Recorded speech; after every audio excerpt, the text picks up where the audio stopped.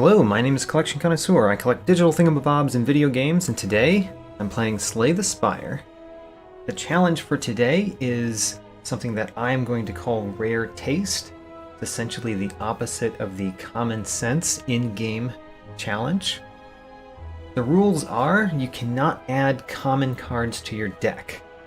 However, I add one exception to that. Curses are allowed. I'm adding that exception because there are some cases in the game where you might be forced to add a curse to your deck, and I don't want a run to just be invalidated because you fell into one of those cases, especially because curses are usually bad.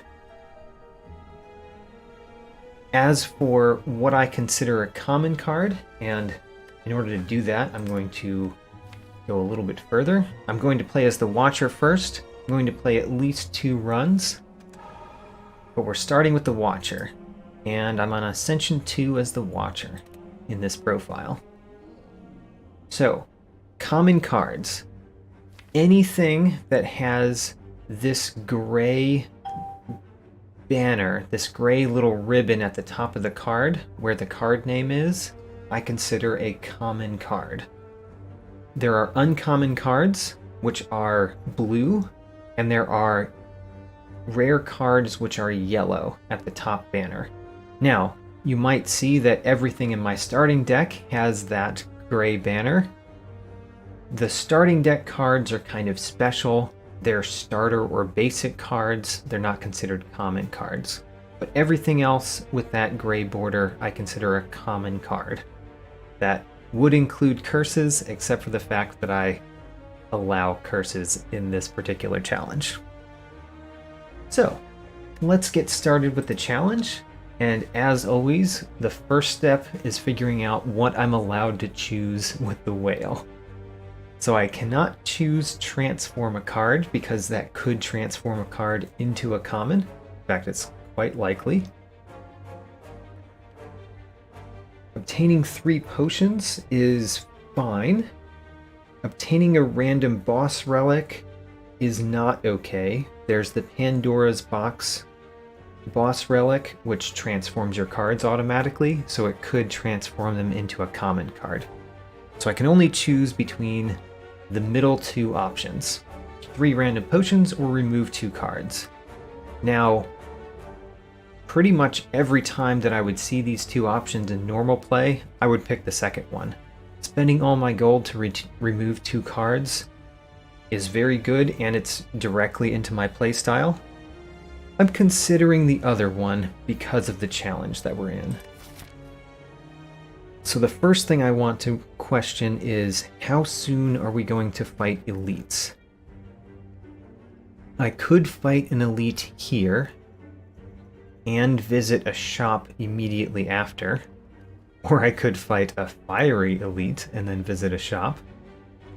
If I went this path, I could visit 3 elites, but I would visit no fireplaces, which could be bad. Could be bad for this type of run especially. I think I'm going to go on the left here, kind of snaking through. I might go this path so I get an extra fireplace and 1 and 2 less unknowns. So that's the path I'm probably going to use. I fight an elite first there, but it's surrounded by question marks, and then my last elite is late in the act. So, the reason I checked that is because the 3 random potions option helps you go through elites when you are mostly not allowed to add cards to your deck, which is going to be the case. So, removing 2 cards. Now the 2 cards to remove, I'm probably just going to choose the boring option of a strike and a defend. Yeah. Now, the crucial problem with this challenge is I need to get lots of card rewards so that I could potentially get card rewards that give me uncommons. So I'm going to be going to a lot of battles and not so many mystery options. even though I really do like my mystery options. This is a good time to go into Eruption because the right one is not attacking. So I can go into an Eruption, hit it for most of its health, and be guaranteed to win next time because there's a strike in my draw pile. There we go. Gambler's Brew, not too bad. Alright, I actually have a couple of options here. Foresight or Inner Peace. I probably like Foresight the most of those two. Both of them are quite nice. Inner Peace works well in a deck that tries to swap between forms a lot. That's usually not as good when you can never take Flurry of Blows, which is often a really good card in that sort of deck. Foresight, I think, might be very good. It might need some additional help to make it good, but I think this might be a good pick for this deck. Let's go with it. It's a pretty nice card for planning your turn. So here, I cannot choose Transform a card in your deck. Normally, I'd probably pick Remove to remove a card in my deck, but in this particular one, I'm going to pick Upgrade. And the reason why I'm making a difference for this challenge is because I'm not very likely to be able to add attack cards to my deck or block cards to my deck. I'm more likely to be able to add utility cards to my deck. So where I would normally remove a strike and be very, very high probability to get back something that does the same thing as a strike, not likely in this circumstance. And the best upgrade from the starting deck is almost certainly Eruption. Getting Eruption down to 1 cost makes it a lot more easy to use. Alright, I could go to a question mark or an enemy. I definitely want to go to an enemy because I need to find some better attack cards. And where are those going to come from? That's the question.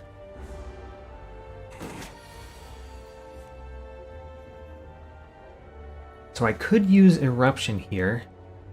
If I did, I would be getting hurt. I don't think I will. I think I'm going to use Foresight and keep stalling in this battle for now. So, he is attacking for 7 and blocking again.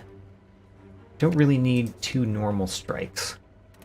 That's not going to do much this turn. Alright, we're continuing to stall.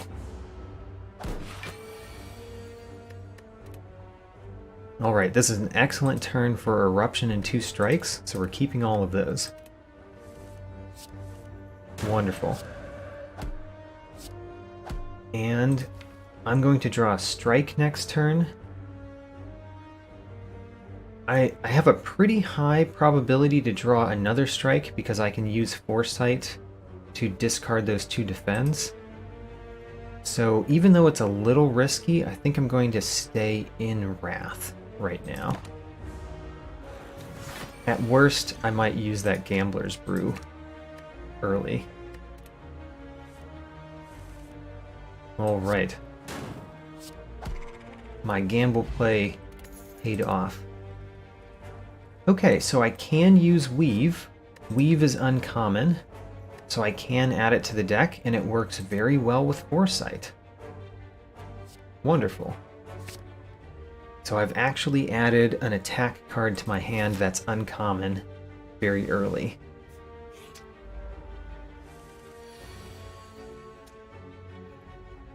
Right here, I can hit Eruption on the right one, and then defeat the left one with this, and strike. I'm guaranteed to draw a strike next turn, so this battle is done. Well, a strike and a weave, I guess, because I'm weakened.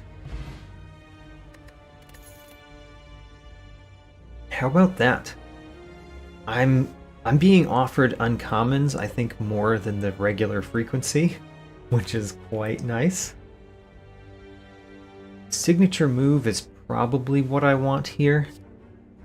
signature move is not too hard to work with as long as you don't have something like Windmill Strike. Both of these are options. I think I'm going to choose signature move. I think it will not be too hard for this deck to make signature move work. Uncommons and rares tend to be utility cards rather than attack cards, I think. I want to play both defends so that I can play Foresight.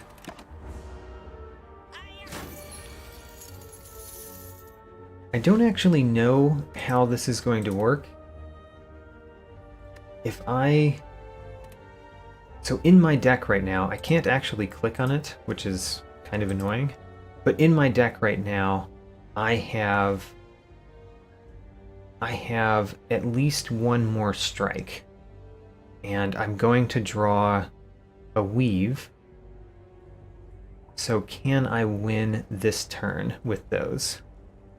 I don't think so. I think that's not enough. But I might just play Eruption Vigilance. I'm going to discard the strike. Actually, let's not discard the strike. So 9, yeah.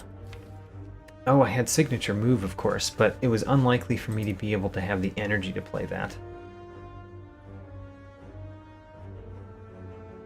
I could have forced that if I had remembered signature move. I could have forced being able to play signature move this turn and won the battle. So that was technically a mistake. Eruption, Weave, and Vigilance. And then signature move I should be able to play next turn. Yeah. Great. Another Foresight. Is there any place in which having 2 Foresights in my deck is a good idea? It means I could basically plan every single hand that I have, but I'd have to play the 2 Foresights first. I think that's doing it too much. I think 2 Foresights doesn't help very much. I'm gonna skip it. I have a hard time imagining why you would want 2 Foresights in a deck. If there is a great strategy that I'm completely missing there, let me know. Alright. The ones that I would smith are the 3 that I added. Foresight scries 4. That's a good improvement. It's better than it looks, but still. Weave getting the extra damage is pretty good, especially because I can get it back with Foresight almost every turn. The signature move getting an extra 10 damage. Quite good, though. Let's go with that. Alright. This is a good battle for signature move. Because signature move... Because they put so many days in the deck, signature move is likely not to be with other attacks. I can also use it right here. So I am going to use my signature move immediately and defeat the center one. Not the normal one that you defeat first, but it felt like a good idea on the moment. Do I want Foresight? No, I basically just want to defend most of this damage. Alright, and another signature move. I guess what I'm going to do is defeat the one on the right.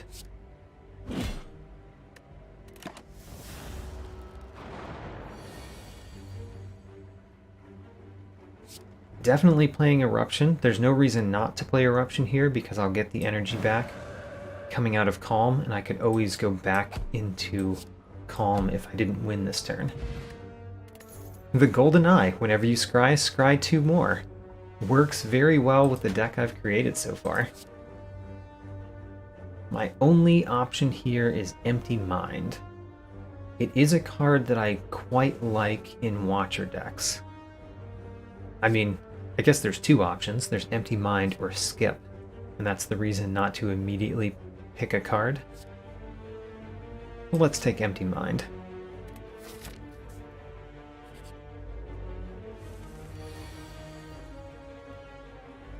This is a turn where I can use Signature Move, and that means Strike plus Signature Move wins. Very nice. Tantrum. Ho-ho. Tantrum is an uncommon card, and it is a pretty excellent card.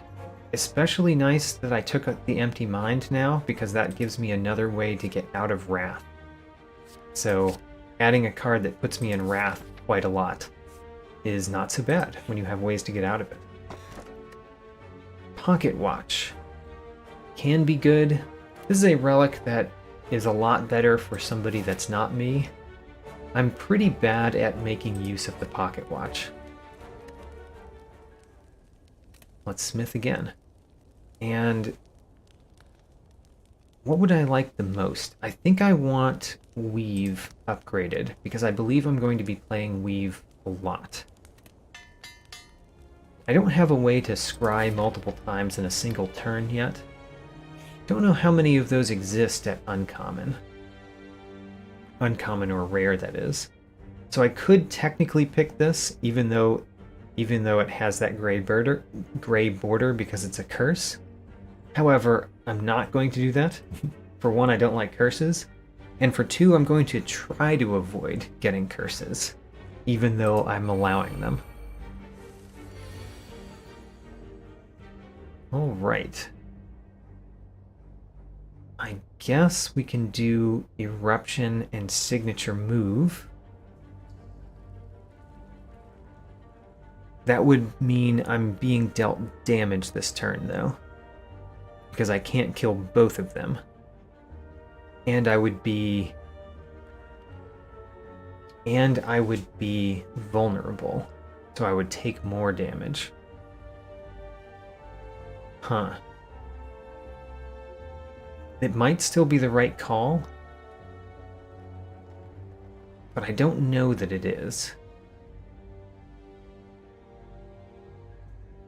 Let's try not to take that much damage. So we're not playing Signature Move this turn. And remember, when there's two attacking you and one upgrading itself and you're not defeating any, always hit the one that's upgrading itself. It's the more dangerous one.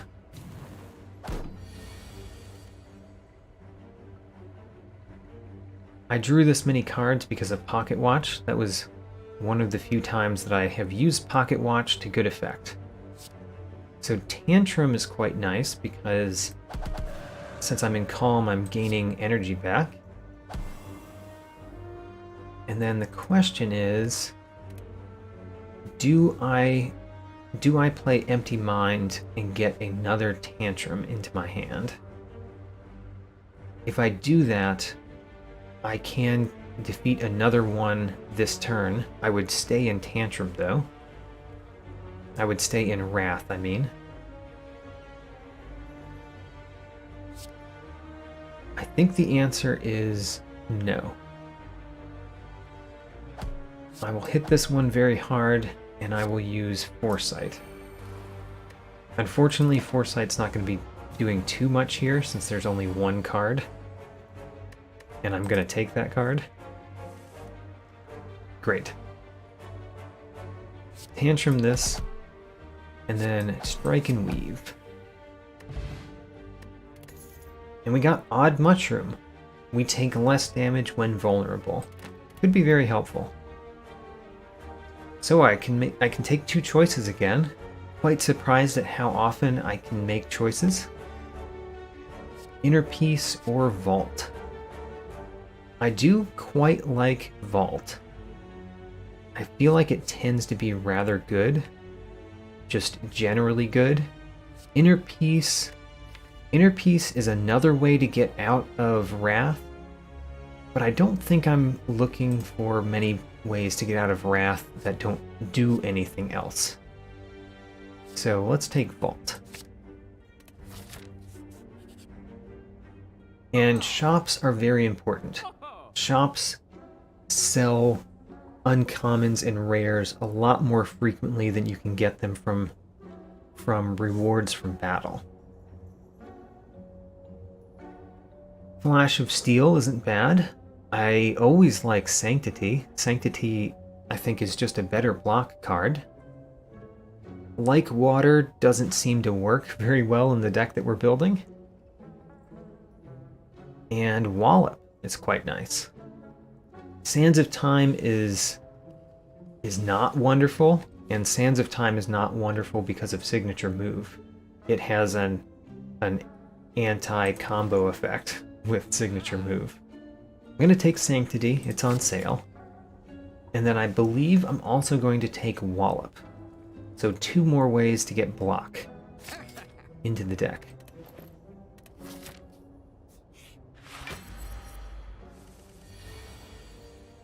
So, against Lagavulin, we want to set up for a couple of turns. Setup involves playing Vigilance, basically, using my Pocket Watch again, and playing Foresight. So there's Foresight.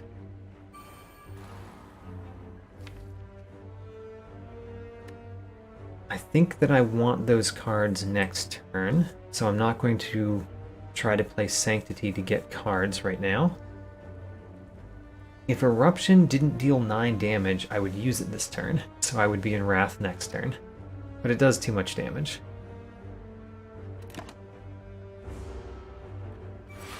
It would wake up the beast.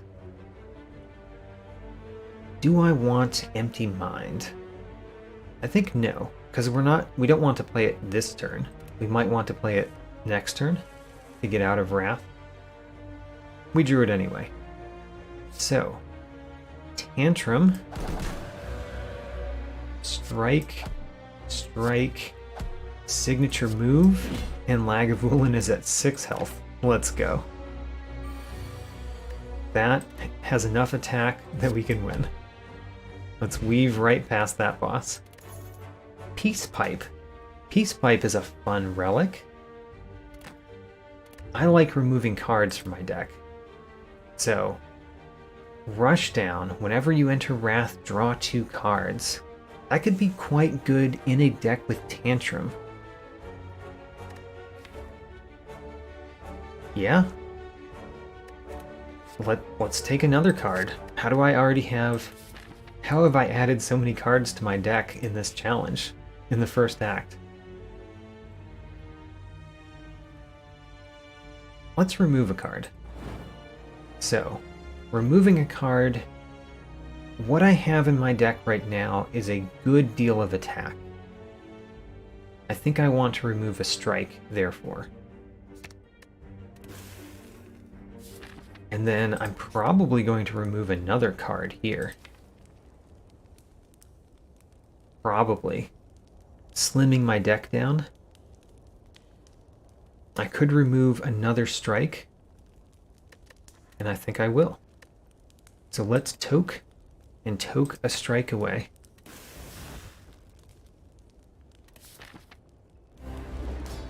A tiny consistent deck would be wonderful. I could play Rushdown here and draw 2 cards when I play Eruption. I think that's fine. And I hope I draw Foresight. I did not draw Foresight.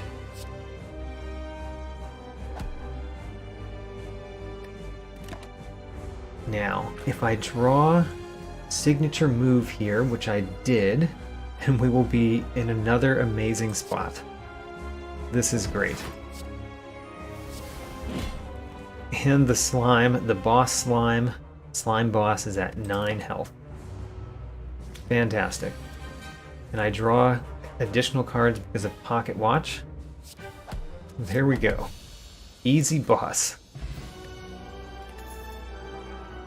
Do I want a Swift Potion? Actually, probably do want a Swift Potion. And the dexterity potion is pretty good against bosses. We're not fighting bosses anytime soon.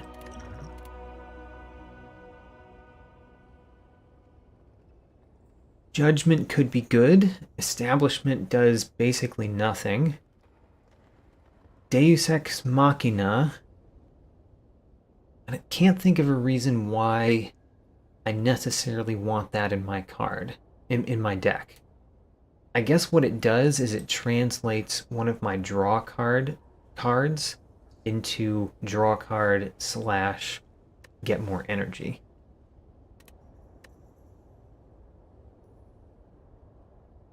But I think I'm going to take Judgment, partially because it's one of my favorite cards. Fusion Hammer has quite a bad effect here. I really do need to smith cards.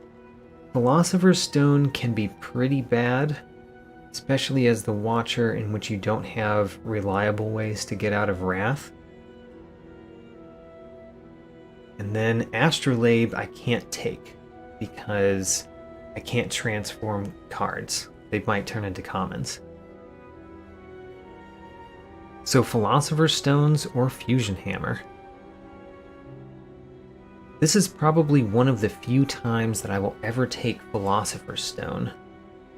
It's one of my least favorite boss relics, but we're taking it, because I do need to be able to smith.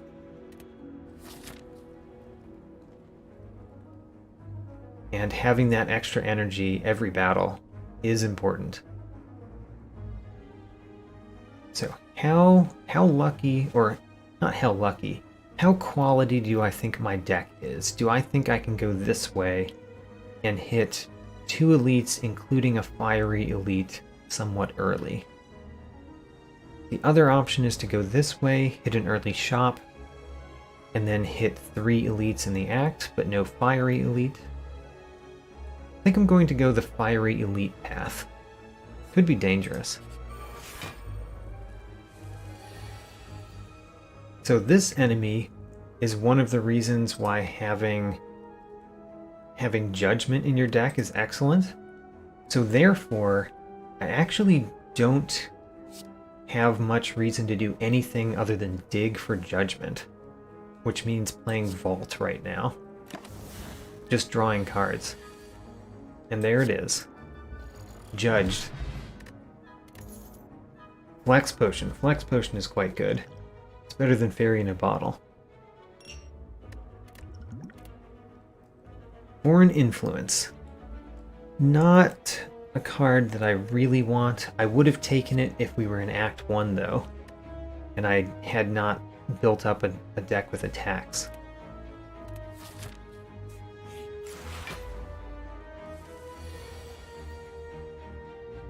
I can play Tantrum Wallop signature move. That would definitely win. So let's do it.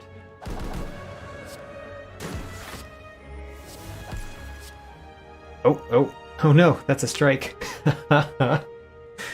That was bad. I thought that was a defend in my hand. You just saw me make a terrible mistake.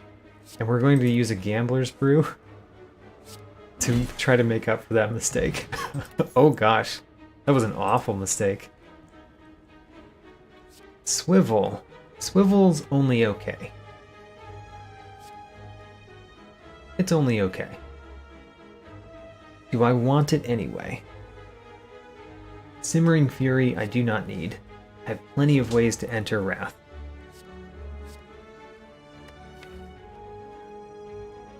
You know, I might want Swivel. I have Wallop and Signature Move, which both work kind of well with Swivel.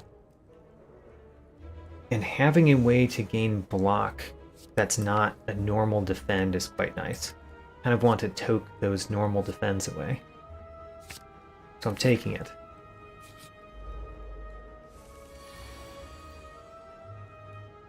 I could Tantrum, Weave, Strike, and Vault. That seems pretty good.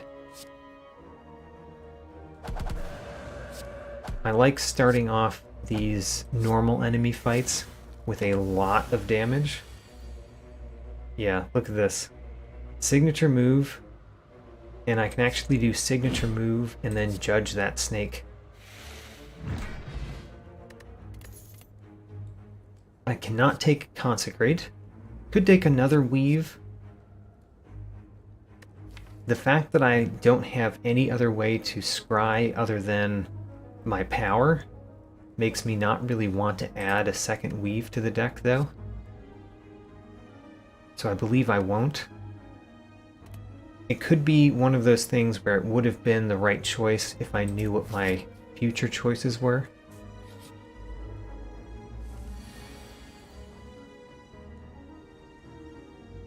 Swivel would make Eruption free. How important is that?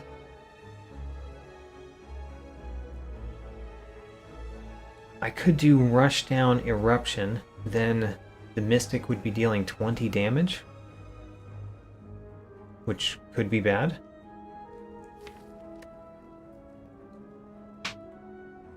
I'm pretty likely to be able to defeat the Mystic this turn, though. Let's do Rush Down Eruption. At worst, it's 20 damage. And I could just do a Vault right here. The Vault is probably the thing that I want to do. Yeah. So I can't play Signature Move, I just don't have enough energy to play all of the attacks and Signature Move. But I can use a Wallop and a Strike and a Judgment. Definitely using the Wallop here. Striking him would... what would that bring him down to? 49? That's not enough for Judgment? Oh, neither of these are enough for Judgment. Right. Let's go into Calm. I do not have an upgraded Judgment.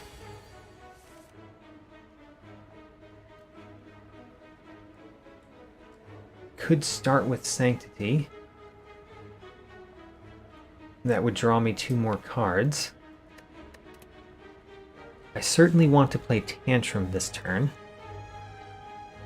Let's start with Sanctity.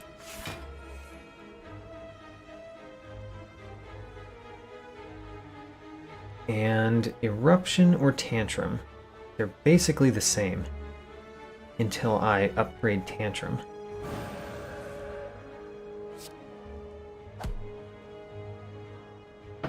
So here's a place where Swivel makes Wallop free, which is nice, but I don't need the block this turn. What I want to do is use Judgment there, and then either Tantrum or Wallop. Tantrum would put Tantrum back in the deck, which is good. And now we've got a deck that has 1 attack next to Signature Move. Let's hope that we do not draw a Wallop as well. Good, we did not. Although, yeah, this wins easily. Fear No Evil. Exactly one of the cards I was hoping to find. Another way to exit Wrath, and this time it is an uncommon. That's important. And it deals damage, unlike what was the other one we saw? The one that draws 3 cards if you're already in Calm. So this is a card that I wanted to see. It goes very well with a Tantrum in your deck. And I feel like my deck is quite good. I'm going to go to an Unknown. Unknown instead of Enemy? No, let's go to an Enemy.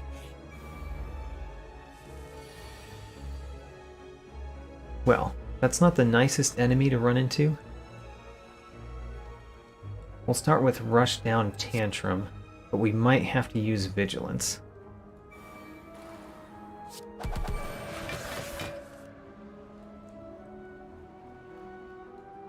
we will definitely have to use vigilance. This doesn't do anything. And let's use vigilance. Alright, taking some damage here. First time I've taken damage in this act, which is a little surprising.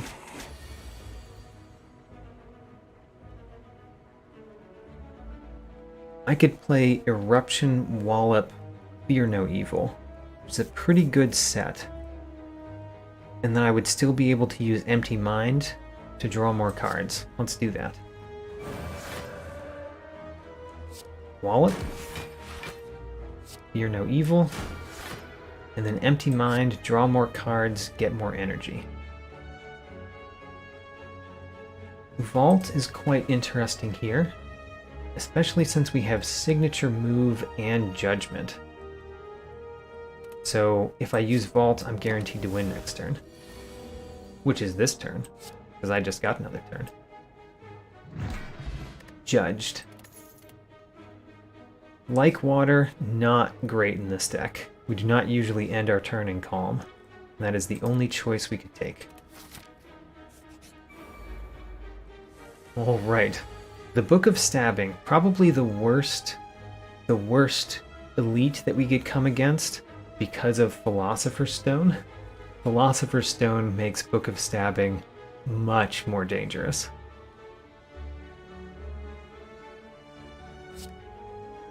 Start with Fear No Evil and a Wallop. And then that blocks everything this turn. I will probably use my Flex Potion in this fight. Will I use my Flex Potion now?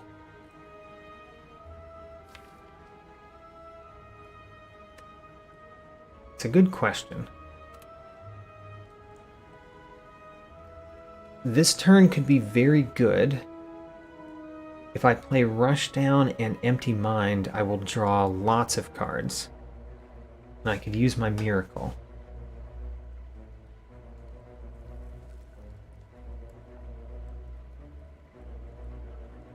Let's do it. So I'm going to start with Miracle and Rushdown.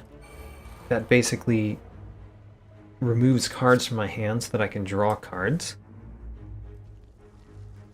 And I have Vault, which means if things go sour, I can always Vault into next turn. Eruption, Weave, Strike. 80 damage would put him at exactly 30, which is enough for Judgment. That Book of Stabbing has been judged. Darkstone Periapt. Technically this could actually do something because of curses being allowed, but I am trying not to take curses. Not only because I don't want them, but also because I'd like to only follow the top rule of this challenge if I can. Talk to the Hand is a wonderful card. I take it almost every time it's offered. Wave of the Hand is also quite good. These are excellent together. But Talk to the Hand I think works very well in the deck that I have. It goes very well with Tantrum, because Tantrum hits multiple times.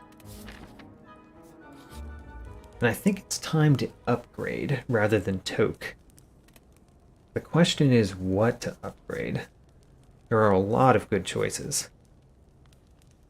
Swivel doesn't do that much more with an upgrade. Talk to the Hand does a fair amount more.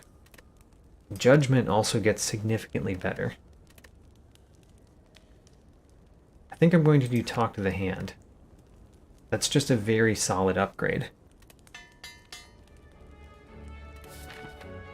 And a Fiery Elite. Of the Fiery Elites that we could fight, I think this one is the least scary to me. So how do I want to do this? I can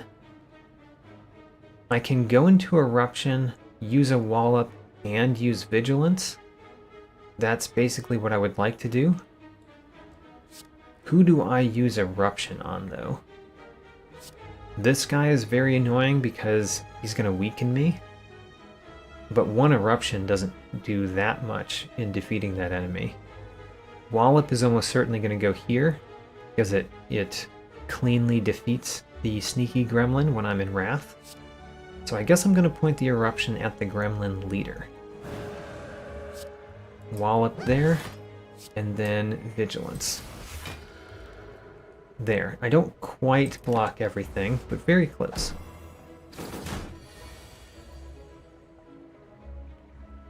So Fear No Evil and Weave allows me to play signature move this turn. Still, my question is, how much should I go after this fat gremlin? I really want to destroy it. Spending a signature move on it is unfortunate, but it's the only way I could kill it this turn. So it will be the way.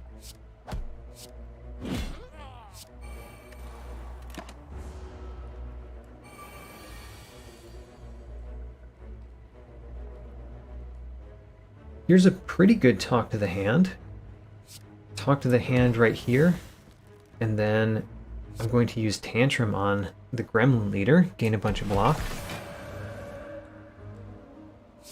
This is perfect for Judgment. Then I'm going to use a Sanctity right now, so that I could draw another attack card. I did not.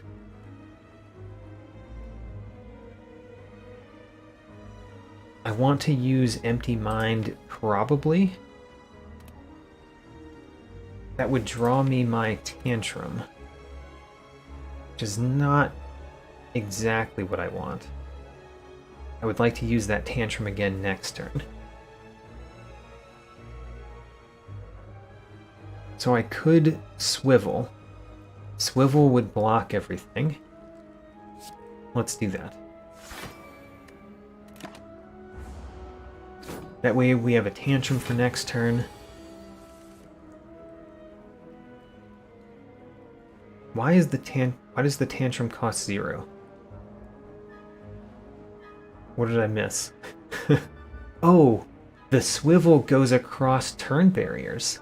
It's the next attack that you play, not the next attack you play this turn. Okay. I actually did not know that. I thought it was the next attack this turn. Gotta read the card. The Watcher is a complex character to play. I basically don't want Sanctity or Vigilance, and discarding the Weave puts it back in my hand. So I'm going to discard those. And I guess I'll also discard Swivel. Let's get attack cards.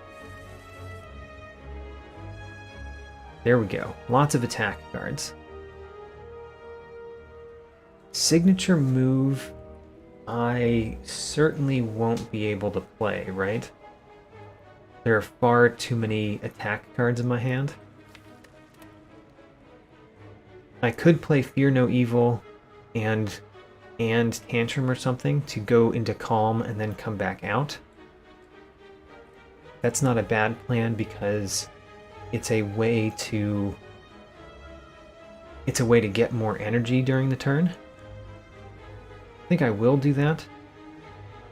And then the question is, will I have enough damage to defeat the main guy this turn?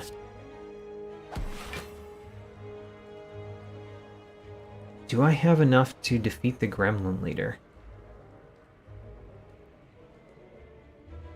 I'm not sure, and I don't think that it matters that I defeat the Gremlin leader this turn. Let's just plan to defeat him next turn.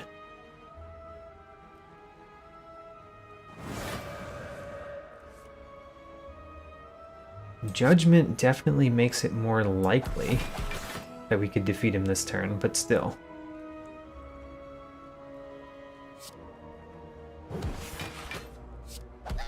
There. If nothing else, that was a good turn. So he's doing essentially nothing. let's get a whole bunch of attack cards again.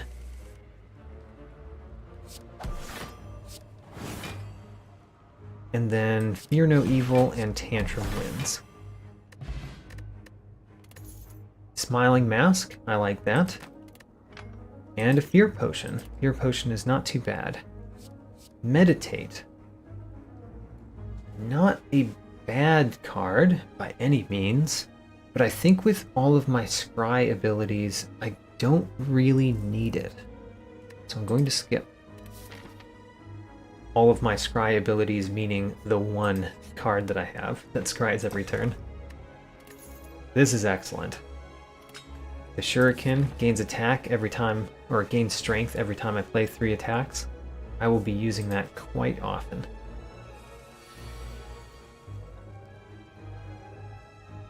Not much I can do this turn. In that case, we're going to prejudge. That's a lesson in never being prejudiced.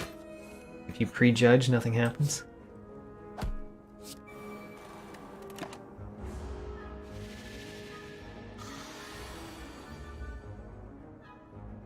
Talk to the Hand is quite good, of course.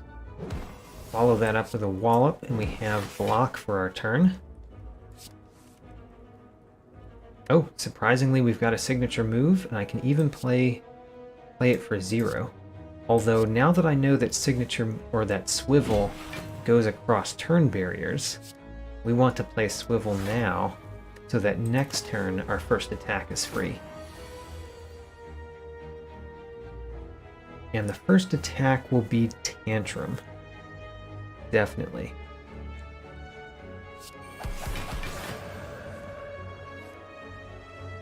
And play Foresight while we've got it. This does not quite win, but Tantrum does finish him off.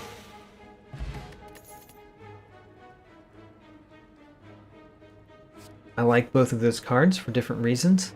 I don't think I need either of them in this deck. So, going to the Merchant. Merchant is rather nice. Unceasing Top, not likely to be that useful in this particular deck. The Boot, also not likely to be useful in this deck. And when I have 3 potions, it doesn't make sense to use a Cauldron. Secret Weapon is not terrible. Could be good. Flash of Steel is actually kind of nice. Works well with Shuriken. So I think I'm going to take a Flash of Steel, and I'm going to remove the Last Strike. And leave the rest of this here. That shop was not wonderful as far as shops go. None of the relics were relics I wanted, and I had the money stashed up to buy relics.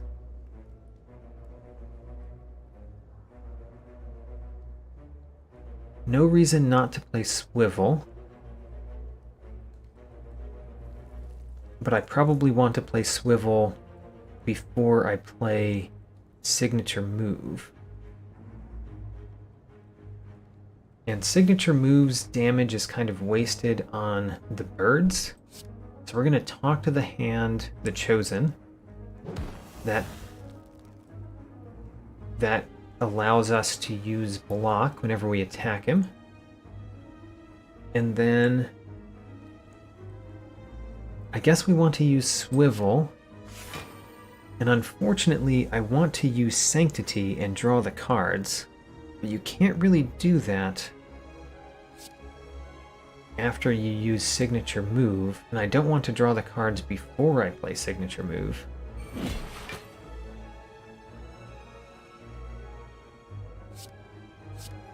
Yeah. Oh well. I feel like that turn was a little bit awkward. So judging the bird is an excellent way to deal with birds.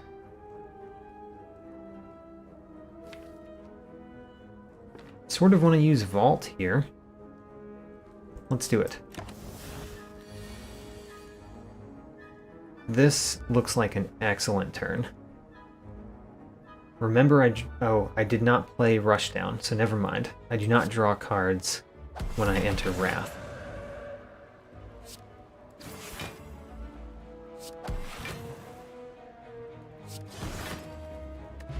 There we go. Quite simple. Is a skill potion better than a vulnerable potion? I have not been using these potions. I really probably should use the potions more often. Fasting, I definitely do not want. Weave, still don't really want a second weave. So I'm going to skip all these rewards. Hello, Marcus Higgins. Welcome to the stream. Let's look at the deck. So I've removed quite a lot of my starting deck already. And I have gotten an amazing number of uncommons and rares from battle rewards. I'm very surprised by that. The deck uses Scry a little bit. Foresight and Weave are the first ones I picked up, so I was thinking I might have a nice Scry deck. Also, Golden Eye was the first relic I picked up. But in the end, there's just not that many cards that have Scry written on them, especially when you can't pick up commons. Signature Move is kind of my signature move in this deck. I get to use it quite frequently. And Tantrum, Talk to the Hand, Rush Down, and Fear No Evil all work very well together. Then I've got a couple other things that are just nice to have, like Vault, Sanctity, and Swivel. So I've got a sort of a different than normal Watcher deck, but I think it's quite strong.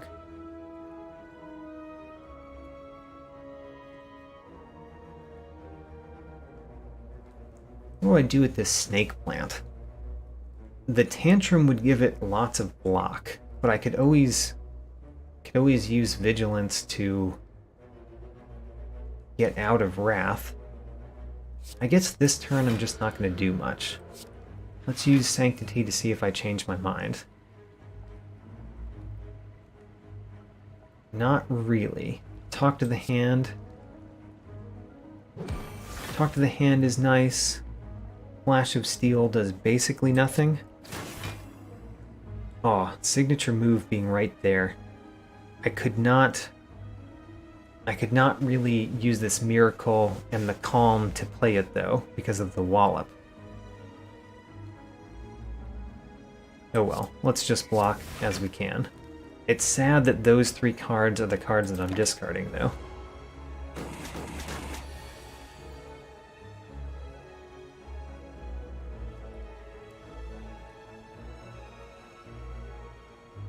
I do indeed like using cards whose names follow their function. I'm quite excited that you remembered that. So this turn looks quite good. Eruption, Weave, Fear No Evil, Empty Mind gives me a good amount of energy. Unfortunately, Judgment can't quite get the Snake Plant. But at least Swivel can make our next attack free.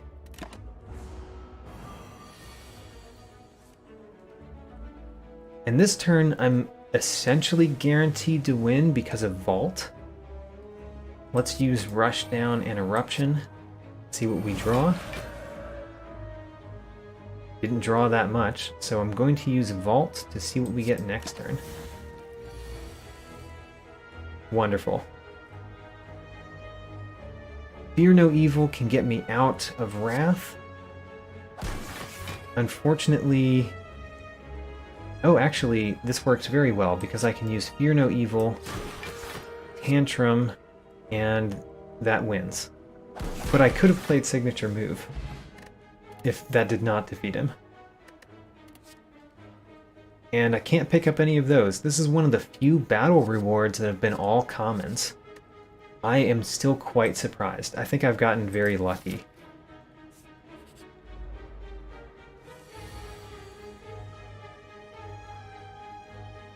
This elite shouldn't be too bad for me, but this is not a great first hand. I might use my Swift Potion here.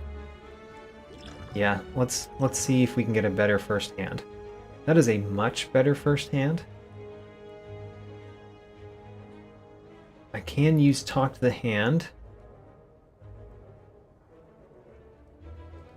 I might be wasting the block that we get from Talk to the Hand, though, because I intend to use Judgment this turn. Let's start with a Rushdown. And then Wrath this one. The worst one. Okay, Wallop. Wallop isn't too bad here.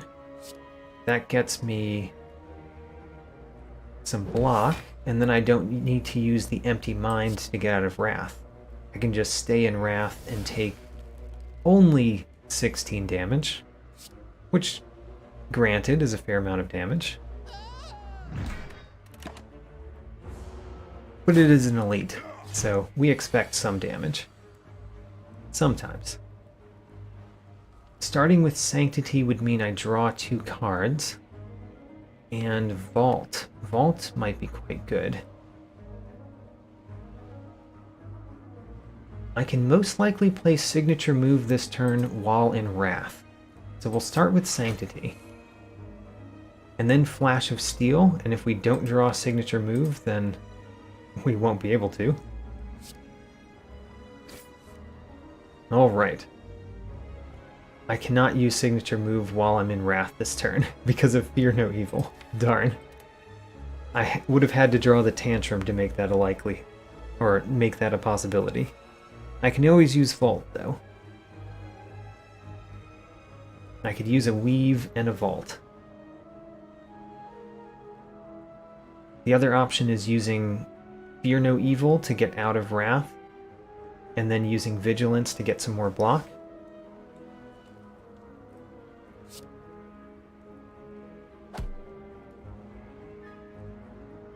Just how do I want to play this? Taking an extra turn, the only thing I'm guaranteed to draw is the Tantrum. It doesn't win anything, so let's be safer and use the Fear No Evil and then Vigilance.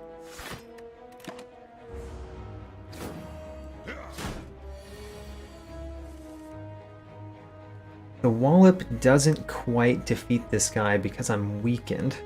Normally, a Wallop while you're in Wrath would defeat an enemy with 18. Important to notice that fact.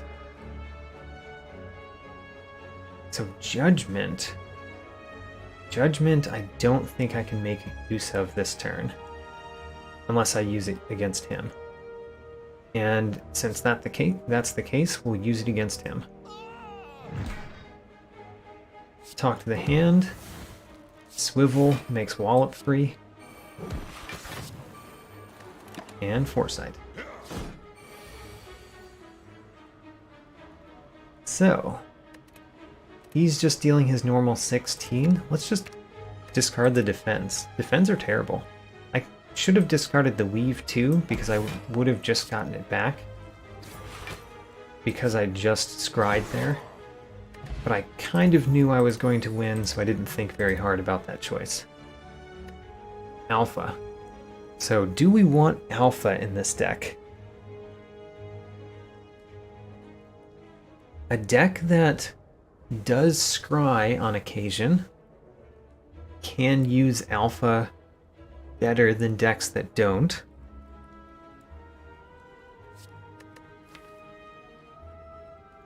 Not really what the deck does that well, but I do have a lot of draw power. I think because this deck is doing so well, and I don't feel quite trained on Alpha, I'm going to take it. I think that might be a bad choice. And I will rest here just out of pure safety. And I got all commons with my new Dreamcatcher, so we have to skip those.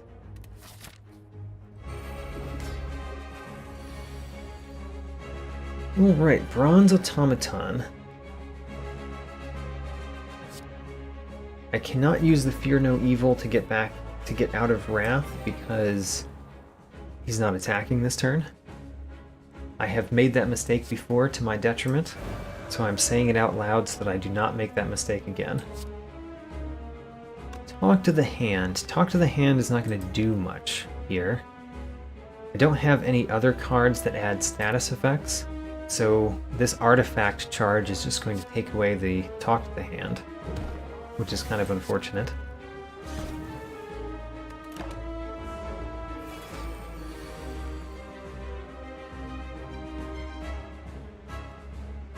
I've got Vigilance that I can use to get out of Wrath. I can also use Empty Mind to get out of Wrath.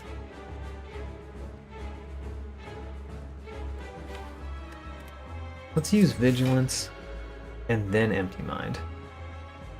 Although, Sanctity first. Signature move technically could work this turn. We'll use Empty Mind, and it does not because I can't afford it. What are you going to take? You're going to take Alpha. Alpha might be good for me, though. Let's start knocking this guy down so we can get the Alpha back after he takes it. I could use Foresight right now. That would use up my Miracle Charge. I think it's worth it. Scrying every turn is quite nice. He took the Alpha as predicted. I mean, that was not a hard prediction because what they do is very scripted. He takes the rarest card that's still left in your draw pile, which was Alpha.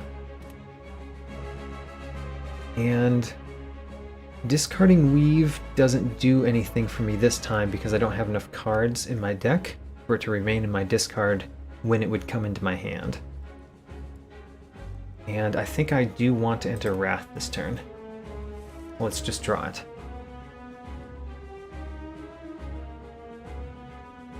I don't want to use the Vault yet. Seems too early in the battle.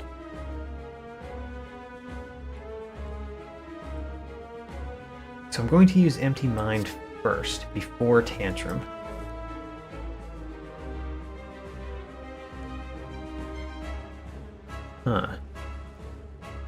The Weave, when I'm in Tantrum, is enough to defeat this guy.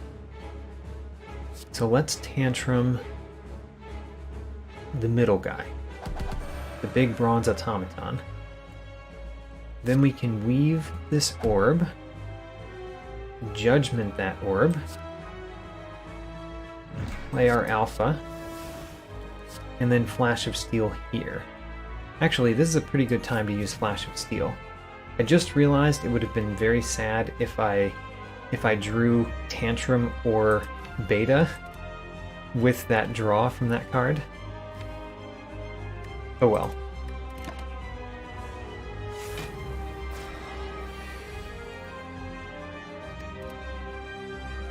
So this is a painful turn. Painful turns we want to have Vigilance, which we will.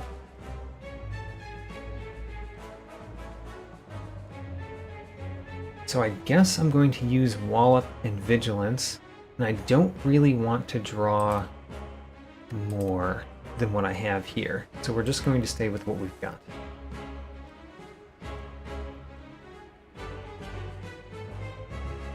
I do not want to be in Wrath when he moves to his next phase. Oh, also, there's one thing I should mention. Because of the challenge rules, I cannot add common cards to my deck. The deck is this deck, so I cannot add common cards to this deck. I can add common cards to this deck, my draw pile. Beta is something that I would consider a common card, but it does not invalidate the challenge because I'm talking about the deck that I take between floors, not the deck that I have in the middle of a battle. Just clarification. So, Let's use a wallop. I will wallop here so that I get the most block. Don't really need to do that. I can do that. And then, as much as I would love to use signature move, I think that would be a bad plan right now. Let's not take this damage.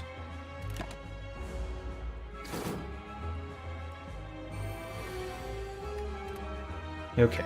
I think that he's going to use his big beam attack next turn. So I don't really want to go into Wrath. I would like to play Beta, though.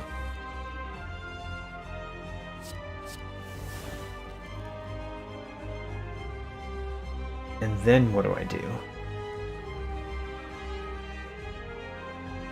What does Omega do? 50 damage, so I don't need to hit that orb anymore.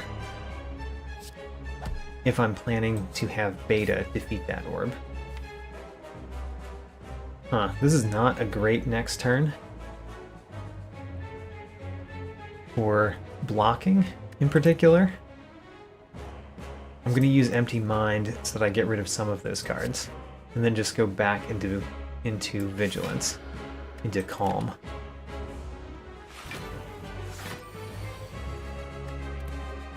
Yep, so this is the big block turn. We need to be able to block. These cards don't help me block much, so we're discarding all of those cards. I drew Omega again, interestingly. Let's use Sanctity first.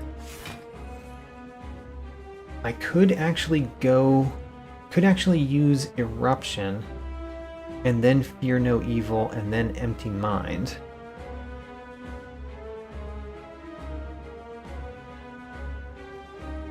That would allow me to use a Wallop and get the block from Wallop. That is the most block that I could get. So we're doing that. And this orb might not die to Omega after all.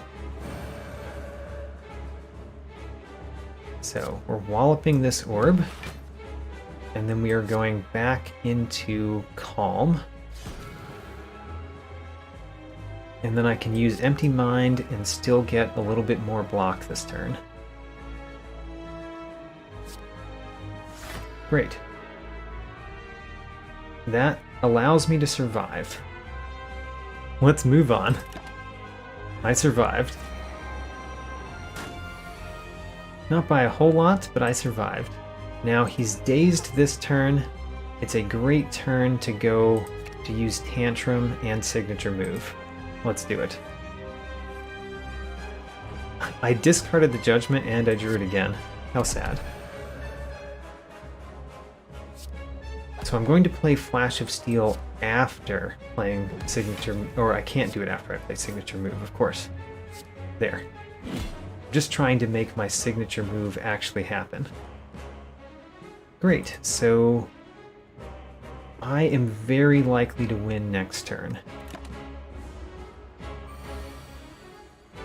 I have Omega in my hand, which means I will win next turn. I did not really use the Omega until the very end, though. So Alpha has not yet been a very good addition to the deck. Even though it did win that battle, I drew it a lot of times. I think I'm going to choose the Plated Armor over Invulnerable. I could take another Alpha.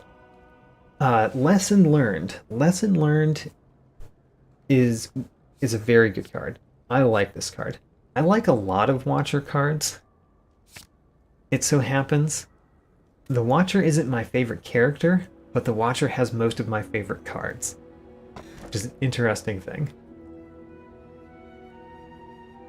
Runic Dome sounds painful. Sacred Bark is always pretty solid. Calling Bell. Calling Bell obtains a curse. That does not invalidate my rules. but I still don't want to take it because it puts something in my deck that has that gray border. So Runic Dome or Sacred Bark. I think Runic Dome is much worse with the Watcher than it is with other characters. I'm going to take Sacred Bark.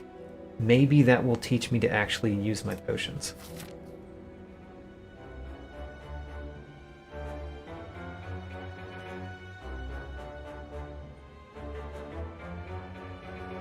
Do you mean that that Omega is good against the heart? Okay. Not a particular thing I was thinking about. Omega is good against Donu and Deka, though. Technically. I could get 3 elites. It's probably still good to go after elites. The elites will give me more relics, and I do like my relics. I'm going to go to that shop first. I also want to go to the shop because they offer relics.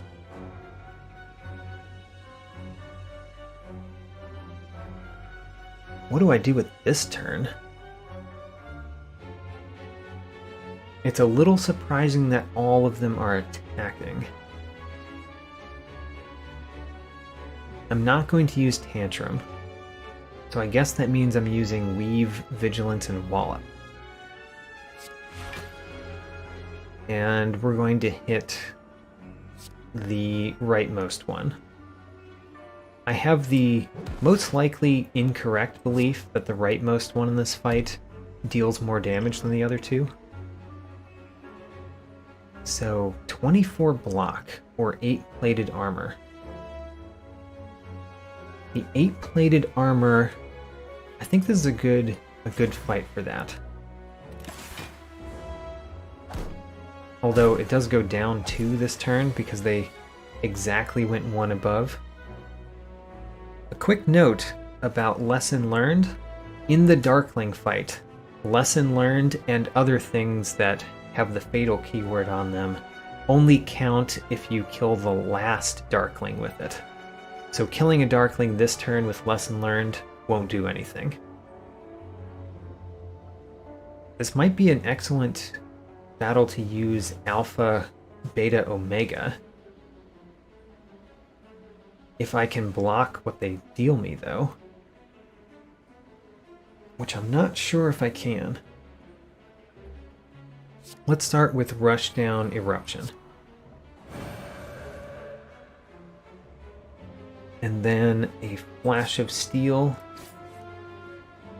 and a Fear No Evil. That'll put us back in calm.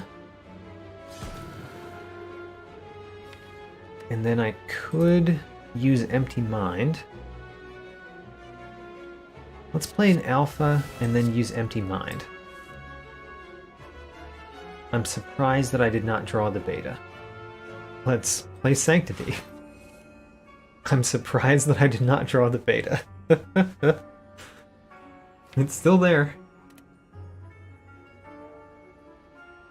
Well, I guess what we can do is talk to the hand and Foresight.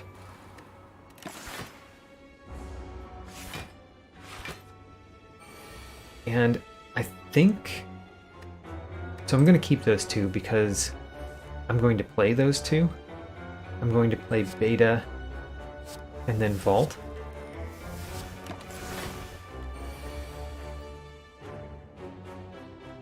Eruption, Fear No Evil, and Signature Move are nice together.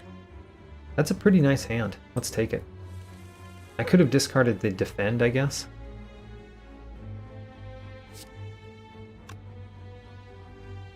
Start with Eruption. Start with Eruption? Yeah, start with Eruption. And then the Omega can win this turn pretty easily. I just have to hit these enemies down a little bit. The one downside to using Omega here is that I don't get to use a Lesson Learned, but this is not the easiest fight to use Lesson Learned.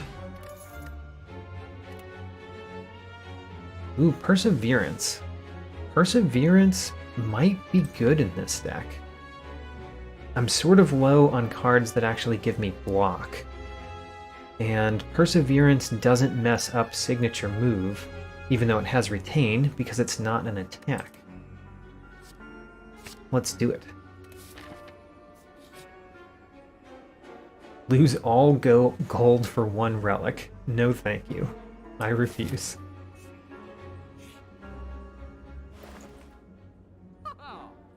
Apotheosis is very good. I might take Apotheosis. Other standouts here are Meat on the Bone. Whenever you shuffle your draw pile, scry 3. That's not too bad.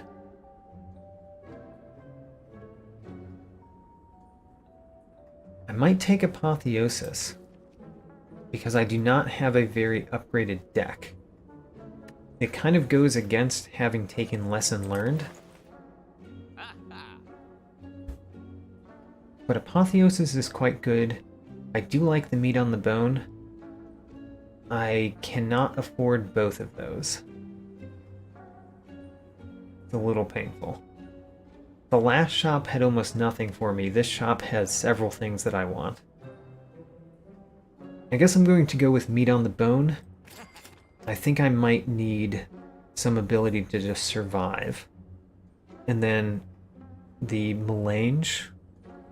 I don't actually know how to pronounce that word. Seems okay. I think I'll take it.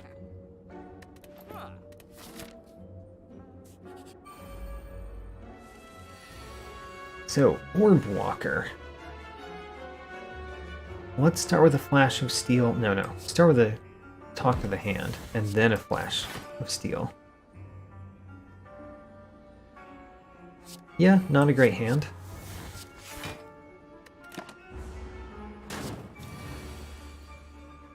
Surely this hand will be better. Let's start with Sanctity. And then Swivel plus Wallop.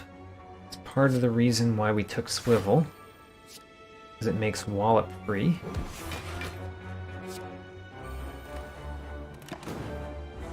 And Scry works well here because we can scry the burns away. I believe I can win this turn. I don't really want to risk going for Lesson Learned, but it'd be nice if I just happened to draw it. Let's see if I just happen to draw it. Again, I'm going to go into Calm before I can play Signature Move, but that doesn't stop me from winning.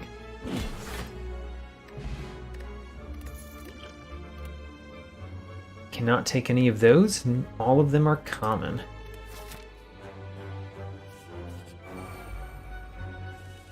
The Writhing Mass, not great.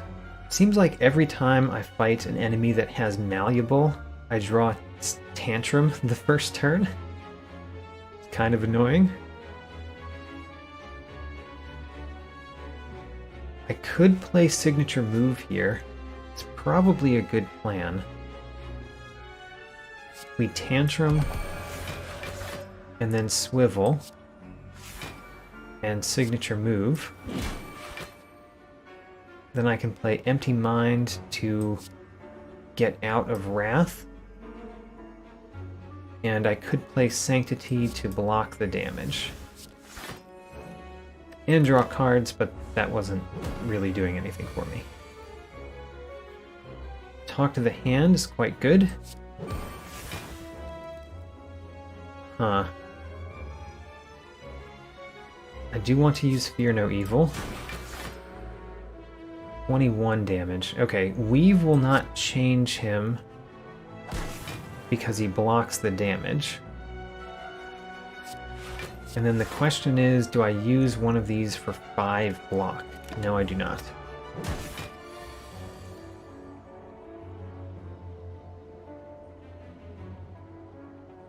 No way to get out of Wrath this turn. So if I go into Wrath, I'm committed. Does not seem great. Let's just block what we can. Even though I would get a lot of block from attacking, it would also do a fair amount more damage.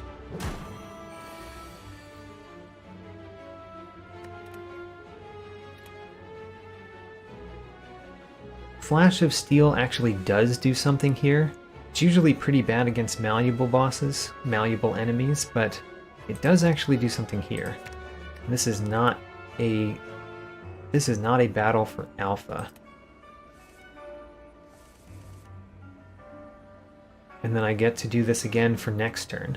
So next turn, what do I want? And notably, I have a vault in my hand, so I can get to next turn, sort of this turn, if I wanted to. But his malleable will creep up the whole time, which is not great. Let's get rid of the alpha. And I'm pretty fine with Tantrum, with Fear No Evil there. Let's get rid of Eruption. So, we use Wallop first. Wallop gives me a little bit of block. Then, Flash of Steel only does 3 damage, which gets rid of his block, but does not trigger his malleable, which is the important aspect there. Then I could use Weave, and that's enough damage that I'm going to risk him giving me a curse to use Fear No Evil here. And he's giving me a curse. Very sad. This is one of the few times where it would be very difficult to avoid getting that curse into my deck. So I'm evoking the exception to my main rule that curses are allowed.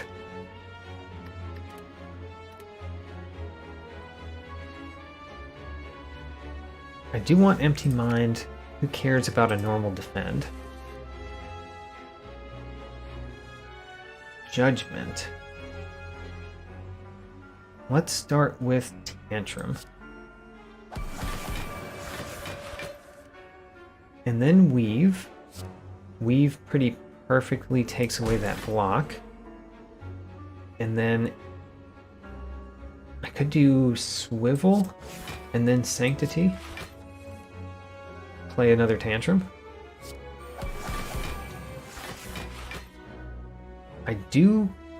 I can use Judgment to end this battle, and it's probably a good time to do so. That was a more dangerous battle than most. Is Battle Hymn good in my deck? It's good in most decks. Don't know if it's good in my deck. I'm going to actually not take it. I actually could have chosen from any of those, but I don't think Mantra is going to help me in this deck much, and Battle Hymn was the only one that I was considering. It is innate. Does the fact that it is innate change my opinion? Maybe so. I said maybe so, and then I took it. And I didn't mean that entirely. But it's kind of weird to do that. I'm going to play Rushdown after Tantrum. Actually, should I play Tantrum? Probably not. Play Rushdown and Foresight. Not exactly the best boss to use Tantrum and no other attack on your first turn. Signature move does nothing against this. Eruption's just a bad idea. Lesson learned does nothing. Alright. Talk to the Hand is fine. It adds the ability to get block from this enemy. It would be nice if I had more ways to get block in my hand right now. Probably going to use that block potion. Let's start with Perseverance. It's pretty sad. Actually, we'll start with Defend because of how sad it would be to use Perseverance the first turn you had it again.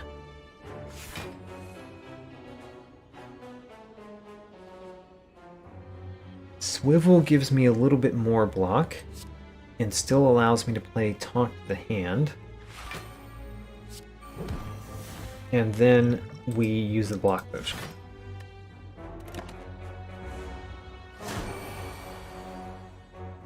Okay, now is an excellent turn to deal lots of damage. We don't need that defend.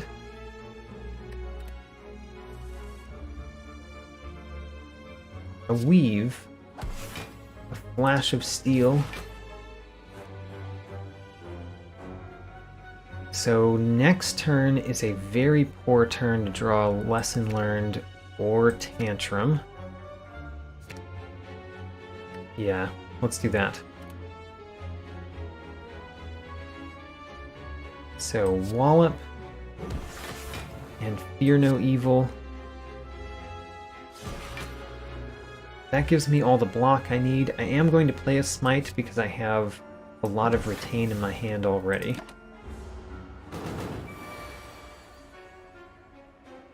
He is actually not attacking this turn, which means we do not need any of those block cards after all. Let's play an Alpha.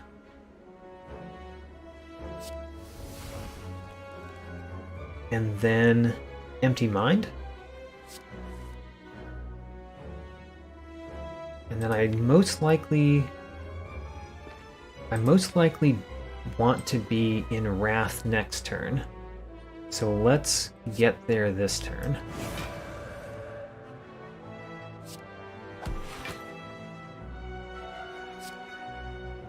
And I kind of don't want to play both Smites, but let's play one of them.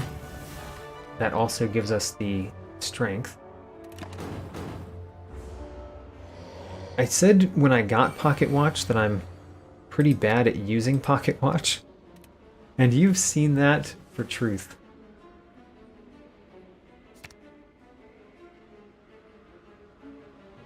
Will Judgment be something that I could use this turn? I am going to use Eruption and Fear No Evil, which means I could draw 2 cards. So if I drew 2 cards, which 2 cards would I like to draw? Tantrum and Eruption? Or a Tantrum and Judgment? I think I do. So, Weave, Fear No Evil, Eruption, and then I can get to a Judgment this turn. I do have a Lesson Learned in my deck. I have not used it yet. Keep finding other ways to end battles, and I feel like I need to. Study is not terrible. I like Study just fine.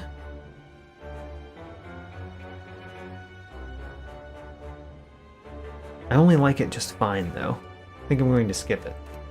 And the other 2 don't do much for the deck we have. Alright, the Transient. Transient, this should be a good deck for. Battle Hymn, Talk to the Hand, and then Vault, because we started with a hand that did not have many attacks. Being in Wrath this entire time is quite good. Shall I play Sanctity first? Yes.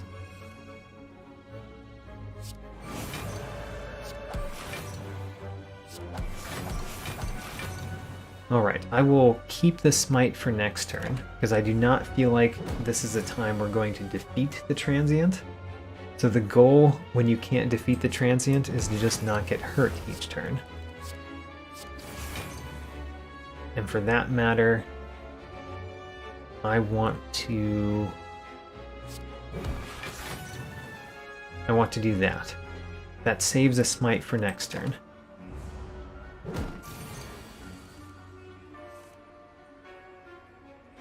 Judgment and Alpha are not good in this battle.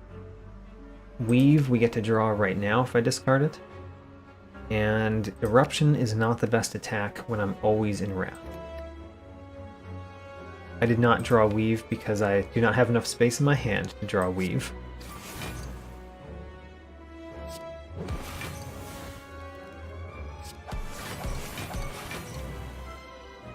So, don't need to play anything else. I guess we'll play a Swivel, so that the next attack is free next turn.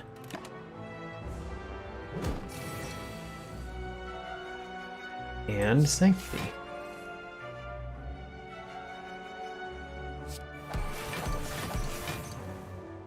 This is why we've been keeping smites in our hand, because it's always possible that you will need those smites, because you did not draw enough attacks.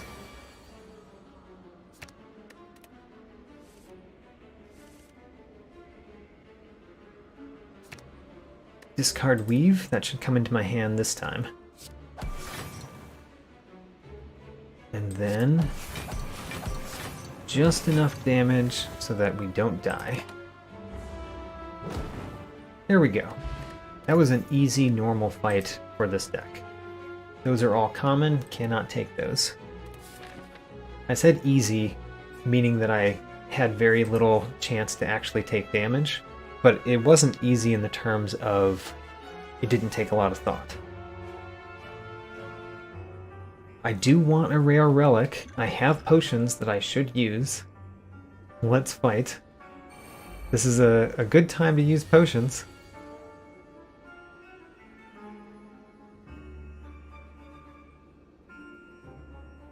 Battle Hymn, Tantrum, and Fear No Evil. What potions do I want to use? I probably will use Flex Potion. This is a fine turn for Flex Potion, right? So 13 times 3 is 39. And then this one's going to be 42. It's not enough to defeat one of these in one go.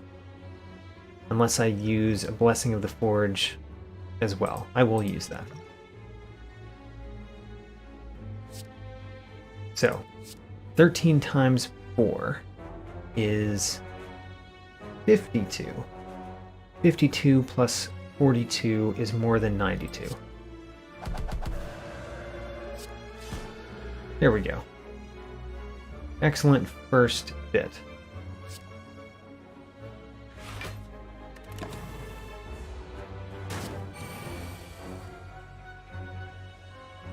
Can I win with Lesson Learned? Not this turn because I'm not in Wrath.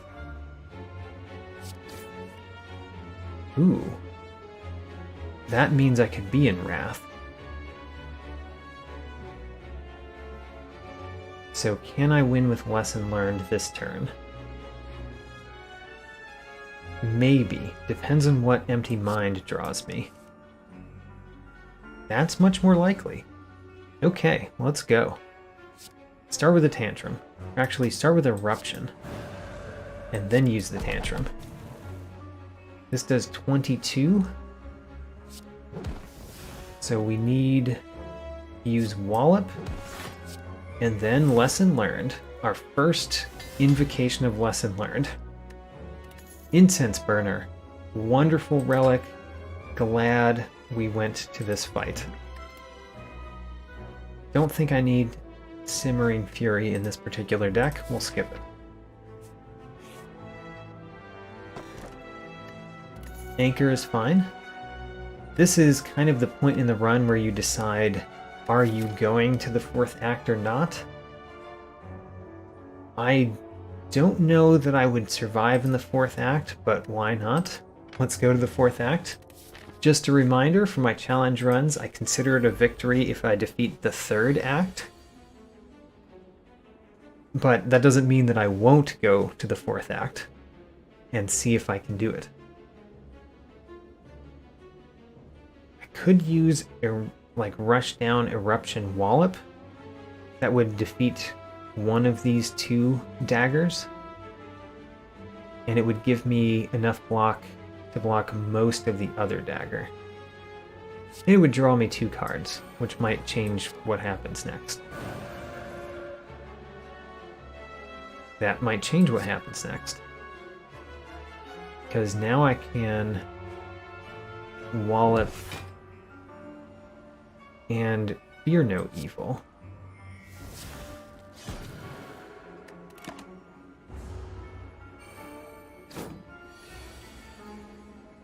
Tantrum is very good right here. Judgment is very good right here. Judge that one. That one has been judged. That allows us to do Sanctum, or Sanctity. And then Tantrum should allow us to do Signature Move unless we draw too many attack cards. We did not draw any attack cards. Signature Move. Let's go. And then the question is, do I want to remain in Wrath for next turn?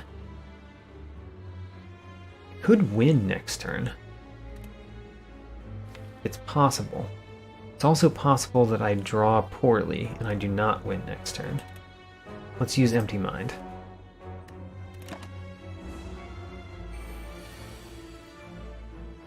Seemed like a good idea to use Empty Mind there. I have a Tantrum and a Talk to the Hand, but I don't have a way to get out of Wrath immediately.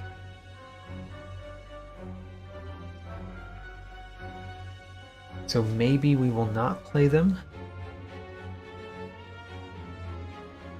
Let's start with Talk to the Hand.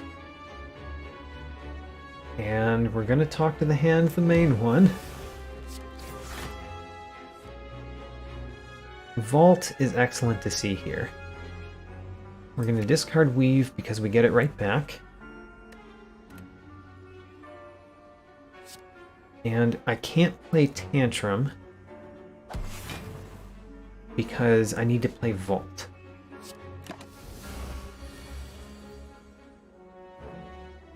Lesson Learned and Signature Move are not great together. Not great together. So, Empty Mind. Swivel means that we could play Lesson Learned for free. Doesn't seem that great. I think we'll be playing Perseverance this turn. Perseverance and Swivel, maybe? The other option is to use my Block Potion. Or any combination of those.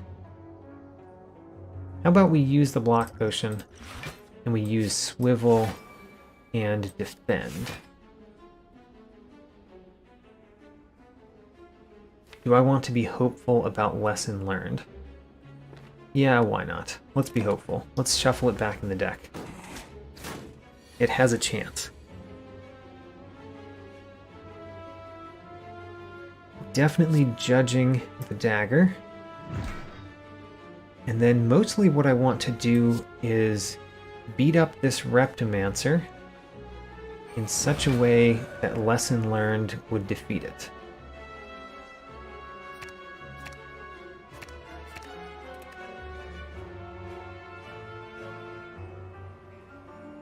So I'm going to play Fear No Evil and battle him. That should make it so that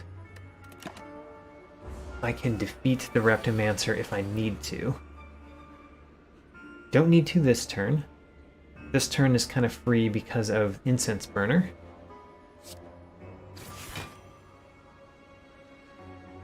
And we did not draw a Lesson Learned, so let's skip this turn.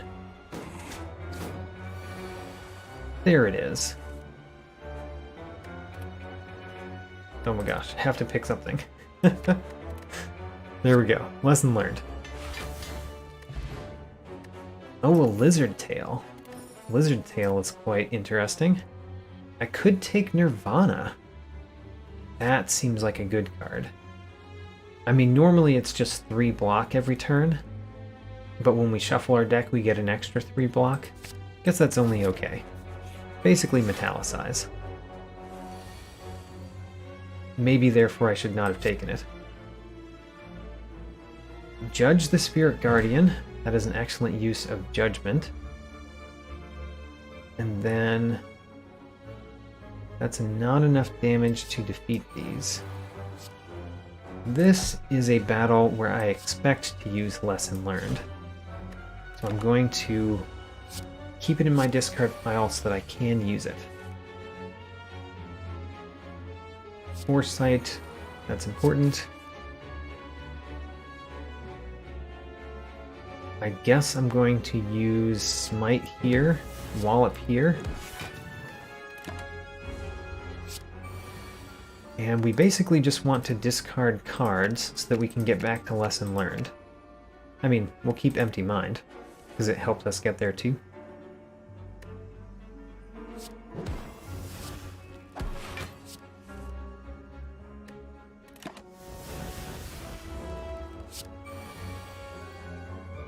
And we're definitely discarding all of those Dazed and that Alpha.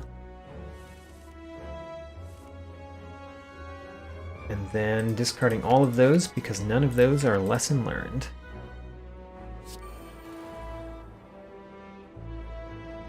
Okay, so Lesson Learned is in our deck. We are just waiting until we draw it.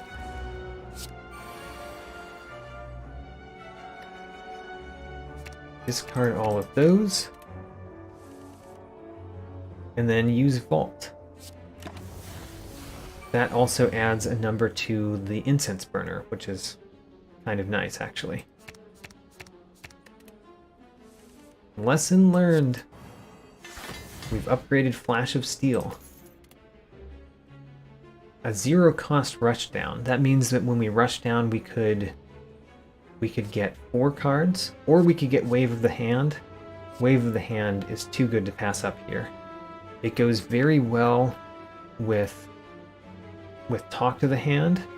The one downside is that Talk to the Hand might not be very active, especially against Donu and Deku, because how do you get rid of their artifact charges? Wave of the Hand helps, but it only helps if we use the Wave of the Hand first.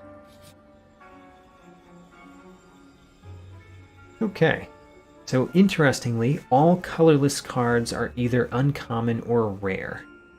So I can accept any amount of these and it would be fine. I don't think I want to pay health for colorless cards this time, though.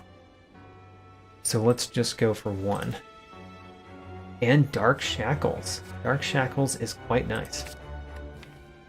So then, our deck is looking quite good. It'd be nice to get rid of that 1 curse, of course. And I plan to at the next shop.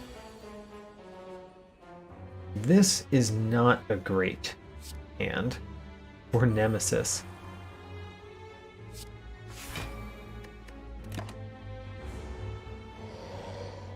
The Nemesis in this particular run has been quite poor. The Nemesis has been my nemesis, as it were. So Wallop basically does nothing. I mean, it gives me the 3 from the Talk to the Hand, and it gives me the 1 from the 1 damage I deal. What do I want to do here? I could play Vault to essentially just go to the next turn. Or I could use Empty Mind. Empty Mind is probably better. We can always decide that Vault was the right option and still choose Vault.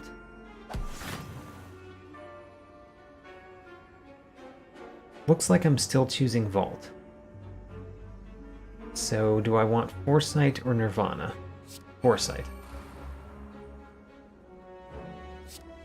I could also use Nirvana now if I wanted to spend my Miracle.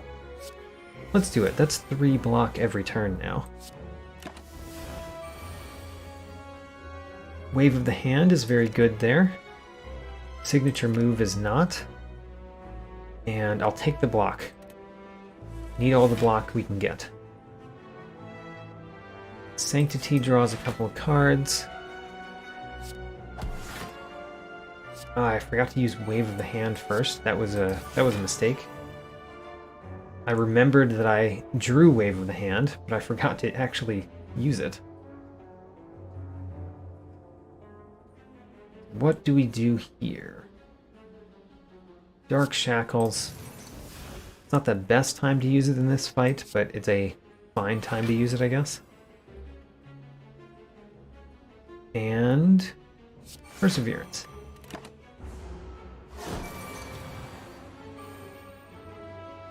Definitely discard the Burn. And I'll discard the Defend. Don't think we'll need the Defend. Forgot to discard the Weave. We'll discard it the second time through. There.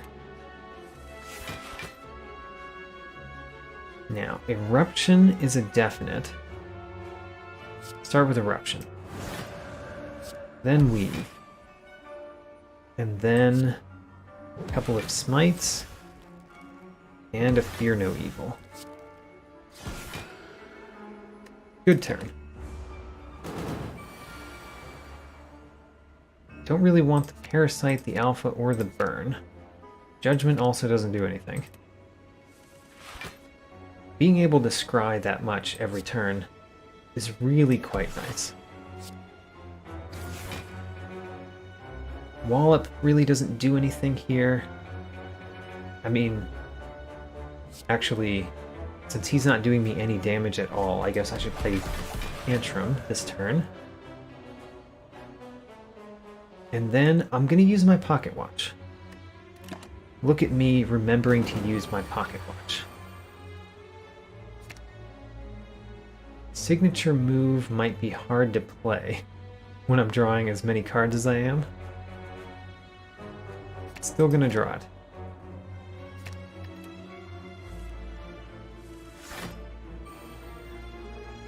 Alright, discard that Burn. We've got a Weave. We've got a Tantrum. We still have a Lesson Learned in the deck. That's not going to make it here. Fossilized Helix. Also pretty nice relic to get. Diva Form. Diva Form is pretty good. I think it's a good addition to this deck. Let's go. Now, number one thing that we're doing in this shop is we're removing Parasite. Number two thing that we're doing in this shop. Don't know. Hand Drill is actually pretty good against Deku, Donu, and Deku. And I guess that is a reason to take it. Very good against Donu and Deku. Donu and I mean. There we go. I am very prepared for the Donu and Deka fight. I do not think that I am very prepared for a heart fight. I think I'm okay. Probably want to smith. Just a question of what I want to smith. Wave of the Hand. Let's smith Wave of the Hand. Applying 2 week is much better than applying 1 week. Although not double. It's not twice as good. Because one of those only removes one artifact charge, which is often what you do. So I could start this out with Deva Form Battle Hymn.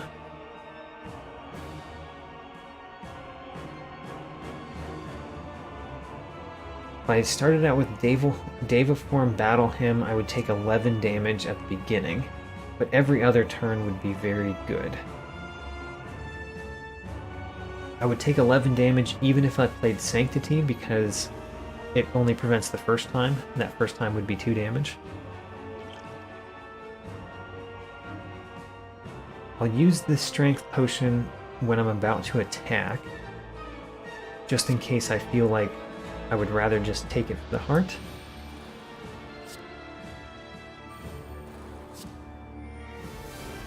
So, Rushdown or Nirvana? Rushdown. Okay, and I'm essentially accepting 11 damage on the first turn. Not the best. So here's Talk to the Hand and Wave of the Hand. We're going to start with Wave of the Hand. And then in order for Talk to the Hand to do anything, we need to play Vigilance and Defend first, so that it gets rid of the artifact charges. Then we can use Talk to the Hand. And I think I am going to use the Strength Potion in this fight. So, Talk to the Hand and Weave. Great. Now they should be basically... They should be weakened for a while if I can draw that again. Judgment's not doing me any favors here. I can always use Vault. This is an excellent turn for Vault. So let's start with Tantrum. There's the hand drill in use, by the way. We just put vulnerability on Donu.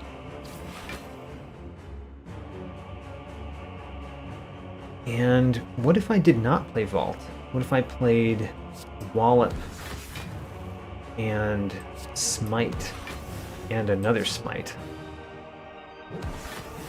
That's pretty good too.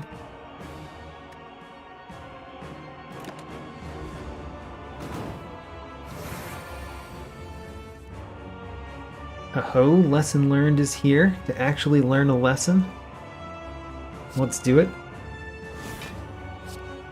Lesson learned.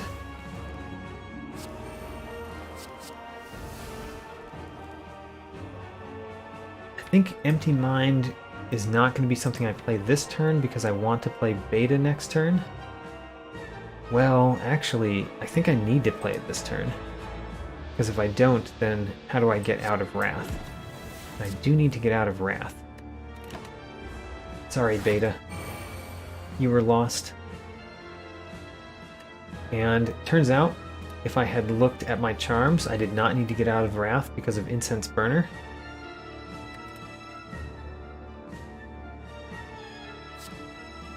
The Watcher is legitimately difficult to play, and I just have to point out how many mistakes I've made playing the Watcher this time, and I'm still doing extremely well.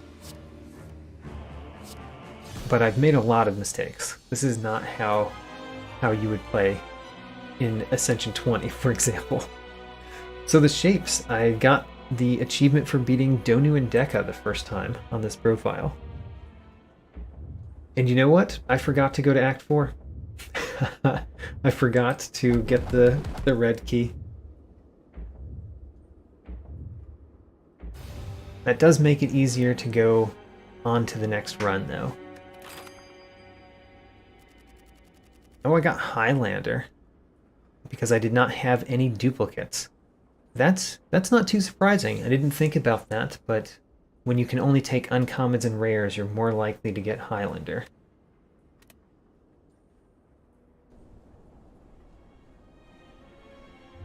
Alright, that was the Watcher without ever taking a common card. I took only uncommons and rares.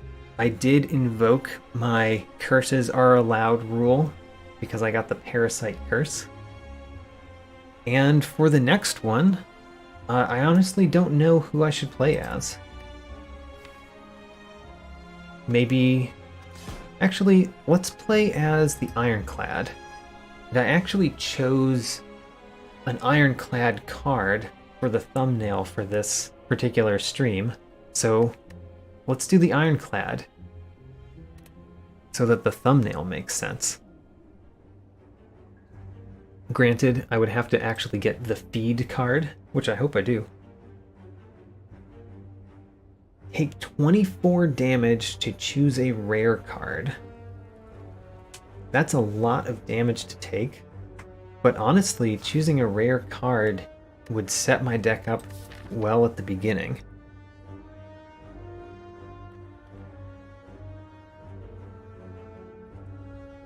And this path right here seems quite nice. Lots of fireplaces, a couple of shops, 2 elites. Yeah, that looks quite nice.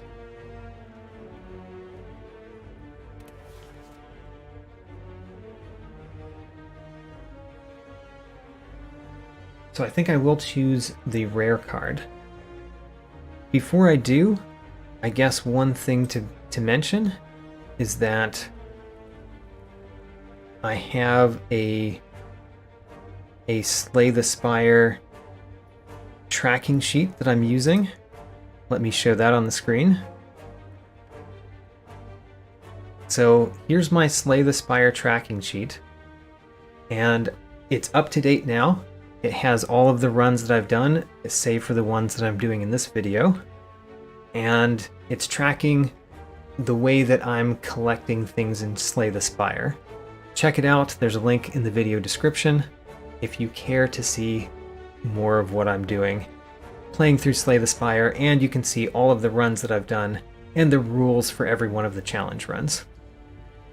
Anyway, now that we've flashed that on the screen, let's go back to Slay the Spire. And let's hurt ourselves for rare cards. Well, we could start with Corruption. Starting with Corruption would be a crazy way to start.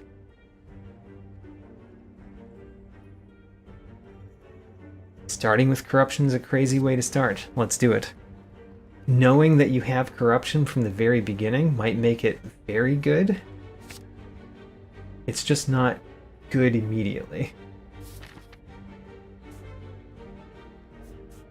And I'm planning to go here where we're going to hit the first shop.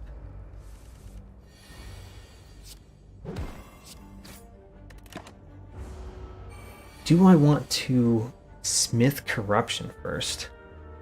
Probably not. Corruption is not going to be good in the first couple of battles, by the way.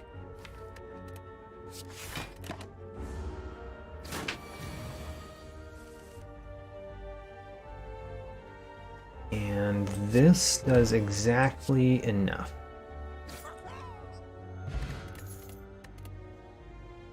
Disarm. Disarm works well with Corruption. We'll take it. It's the only option here because the other two are commons, and Disarm is a fine start. I'm starting with a lot of utility, which is not usually how you want to start. You usually want to start with attack. Anyway, let's use Corruption. I don't have many skills in my deck at the beginning, but now at least all of them are free. And they will exhaust themselves. Which can be good or bad, depending.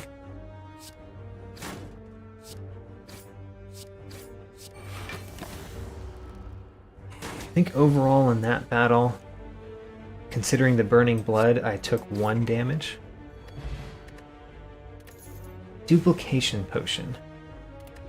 Fine, it's probably a good potion for an early elite. And Fire Breathing is the only option here. The other two would work well, but I can't choose them. And Fire Breathing, I like taking Fire Breathing early. Fire Breathing is surprisingly good against a lot of things, especially the 3 sentries that can be an elite in Act 1, and it's quite good against the Slime Boss, because the Slime Boss puts lots of status cards in your deck.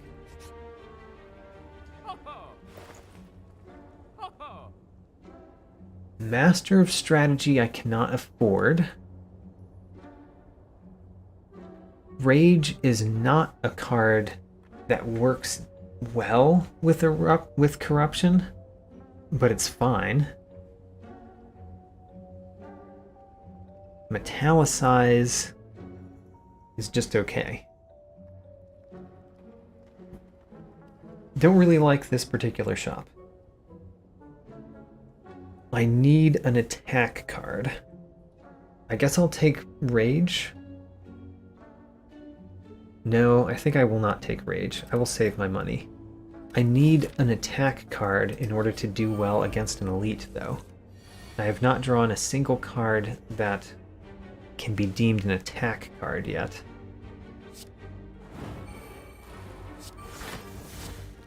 Which is why I'm taking 7 damage again. I mean, it's not the only reason. Fire breathing does nothing in this particular battle, but we'll play it because that gets rid of it, so we don't draw it again.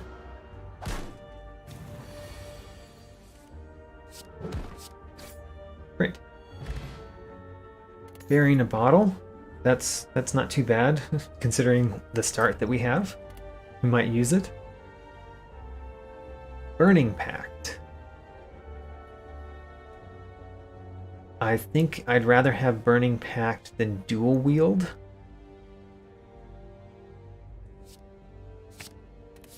It works well with Corruption again.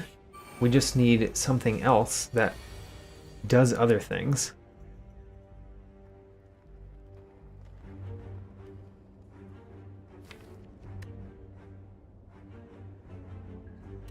I guess I'm going to bash this one and block 5.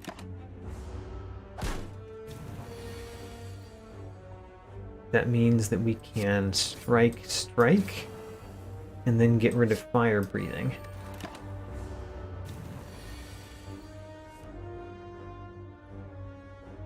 This is a space for corruption because it allows us to block as much as we can.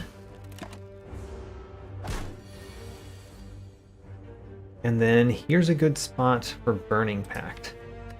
So Burning Pact, I can draw 2 cards. And I guess I want to burn the strike. That way we can do a bash and a strike, almost for sure.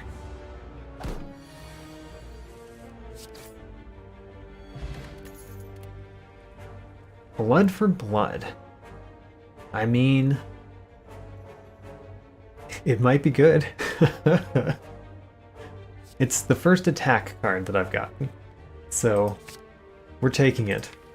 The first attack card that we saw that was uncommon or rare was Blood for Blood. Why not? And then, what does smithing Blood for Blood do? It makes it playable without getting damaged. Let's do it. We need something. Hey, so this battle is just fine. I'll use Burning Pact immediately. Get rid of the bash, it's not going to do anything in this battle. And really, all that I'm looking for is fire breathing. If I get fire breathing, then this battle is basically done.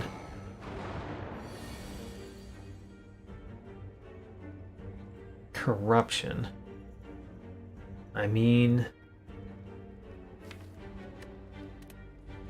fine. Corruption. The disarm is not going to do anything, so we'll use it there.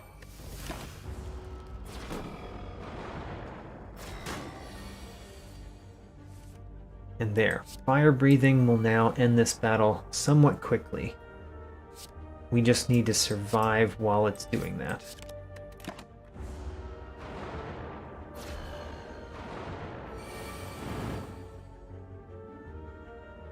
And Burning Pact. Let's burn a Dazed. Draw more cards. Well, that defeats that. And next turn, I'm guaranteed to defeat the left one by just drawing Dazed. There we go. Defeated them all. White Beast statue. Very nice. That is an excellent first relic. Bloodletting. Technically works with Blood for Blood, which is what we have. Rage does not. I think I will take a rage, even though I didn't buy a rage. And then I guess we smith. And what do we smith? Corruption so that it only costs 2? Or disarm so the enemy loses 3? Or fire breathing. Well, let's do corruption.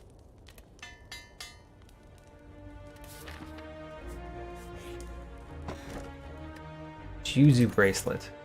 Sure. That's a relic that might do something.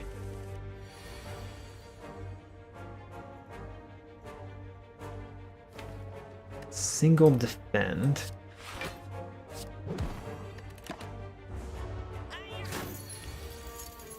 There's corruption. And it's a pretty good time for corruption. I'm gonna Burning Pact the strike, I think.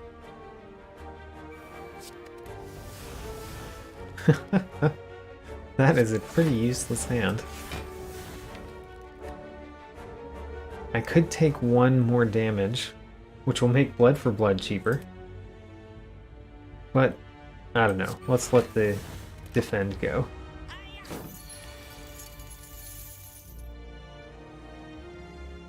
Oh, if I hadn't, I could have played blood for blood after bash. So I should have actually taken that 1 damage. Oh well, we can use an energy potion. We're getting a potion every battle.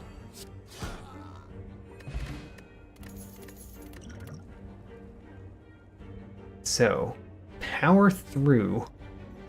Power through works with fire breathing. Sure. Seeing red works better with corruption, though. But power through it is. We're building a fire-breathing deck. That's my plan. Fire-breathing deck. And for that reason, we're going to upgrade fire-breathing.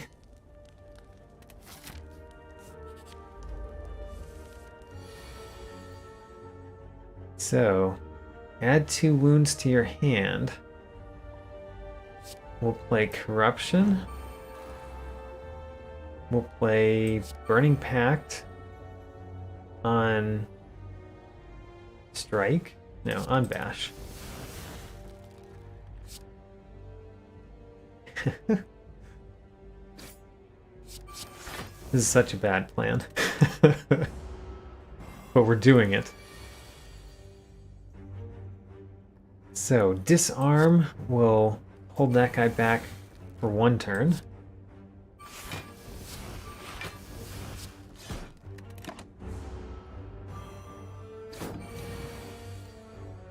And then we play Fire Breathing, which in theory is our best card, because we've got 2 wounds in our deck. There we go.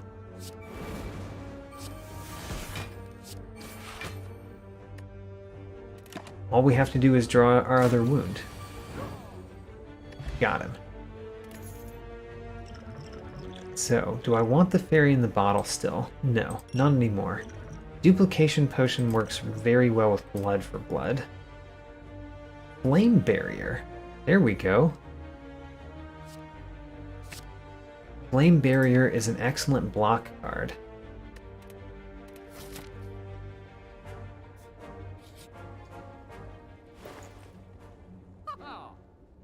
Hey, we could do the bottle tornado and bottle corruption. Corruption is not necessarily something you want to bottle. Not necessarily. We could use Strange Spoon, which works well with corruption. Let's do Strange Spoon. And then Intimidate works well with corruption.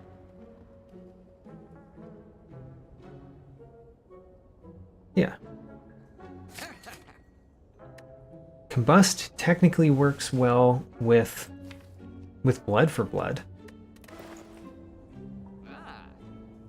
I'll take it too. I don't know what type of deck I'm building anymore. I'm just building a deck that does something.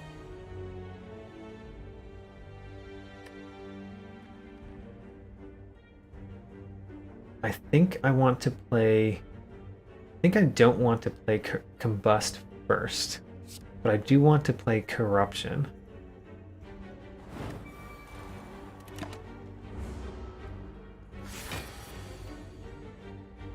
I could use Power Through to add 2 wounds.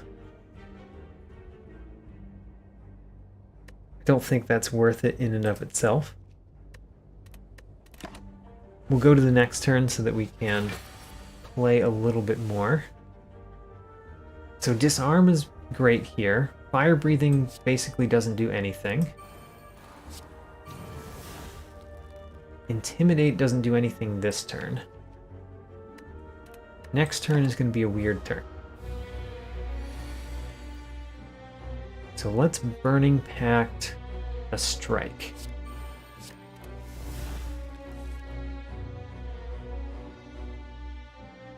Rage, bash, strike, and defend. Hey, the strange spoon gave me back a defend. Not the thing I wanted it necessarily to give me back. Power Through gives me a couple of wounds. Those wounds will use my fire breathing. Intimidate was also drawn on another turn that it doesn't really do anything. So we'll put it back in the deck. There's an Intimidate turn. And my Strange Spoon gave me back a defend. Strange Spoon, I really wanted you to give me back my Disarm, and my Power Through, and my Rage. You're targeting the wrong cards.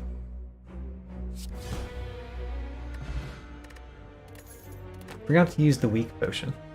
So let's pretend like we did use it, and get a new one.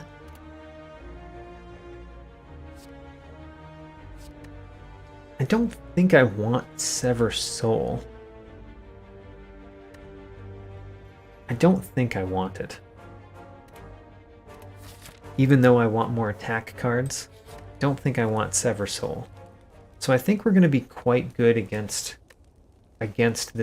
this boss. So I'm going to Smith instead of Rest.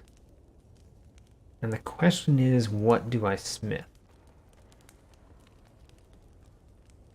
I could Smith Disarm. Doesn't really do anything against the slime boss. I guess I'll Smith Intimidate.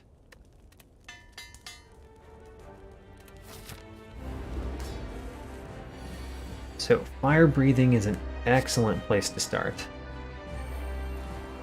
And then no reason not to use Disarm here. Oh, and the Strange Spoon put it back. Thank you, Strange Spoon. You've learned. Intimidate would mean that his attack turn isn't as strong. Sure. Don't really feel like burning packing anything. Not yet, at least.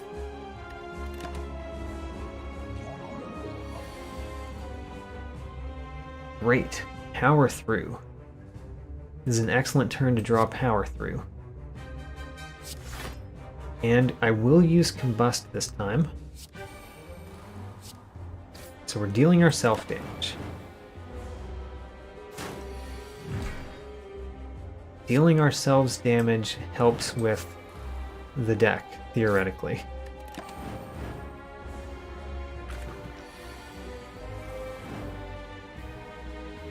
So here's where we use the duplication potion. We use Bash, and then we duplicate the blood for blood.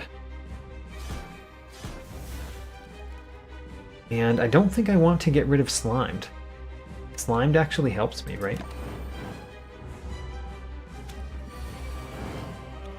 The Slimes almost killed those two. In fact, they're splitting again.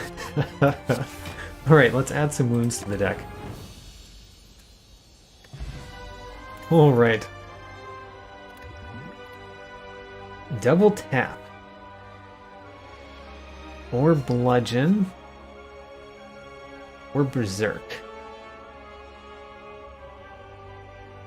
I tend to like double tap. We can double tap blood for blood pretty easily. It'd be nice if we had another attack card that I wanted to play twice, rather than just the one attack card. But we do what we can. Snecko Eye. I don't actually know how Snecko Eye works with corruption. I think that corruption overrules Snecko Eye. So Snecko Eye would just draw cards faster. As well as make me confused. I think this deck is all about dealing ourselves damage, giving ourselves wounds, and confusing ourselves. And being corrupt. This is the deck for Snecko Eye.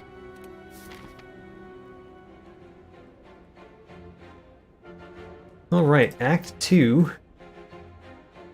We have not removed a single card from our starting deck, and this is what we've added. We have added a smattering of cards, all uncommon and rare, and I don't think I like the deck. I think it is a deck that can win some battles, but I don't know that it's going to make it through Act 3 unless we make some major changes. Let's start by going to a shop. I'm definitely not going toward a fiery elite.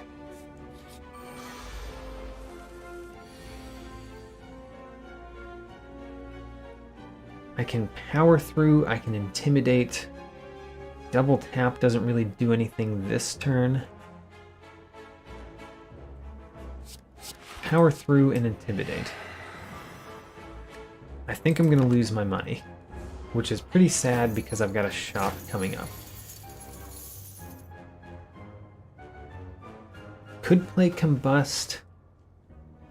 Seems like Flame Barrier might be just better this turn. And then let's try to get some of our money back. Let's defeat the looter.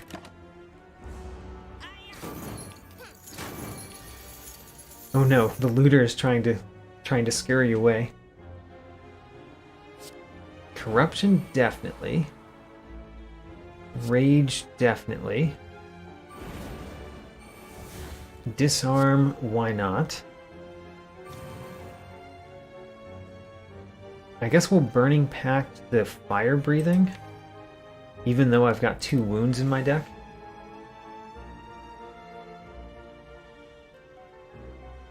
I think that's what I'm going to do. Let's Burning Pact the fire breathing. And use a block potion. And then defeat the looter. Got him.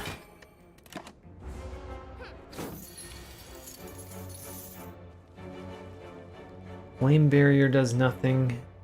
None of these cards do anything except get them out of my deck. Unless the Strange Spoon keeps them in. I'm actually trying to get them out of my deck so that I would draw a higher amount of attack cards, but I guess that didn't matter because I wasn't going to draw through my entire deck.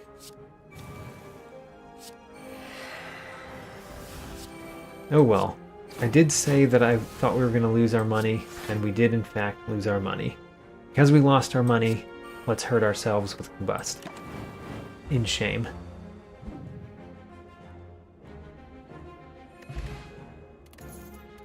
Elixir. Fine. Reckless Charge. Shuffles a Dazed into our draw pile. That sounds good. Works with fire breathing. Alright, what do you have for me? Dark Embrace. Dark Embrace is excellent. Whenever a card is exhausted, we draw a card, and we have many cards that exhaust themselves, as well as Corruption, to force other cards to exhaust themselves. Dark Embrace makes this deck into more of a deck.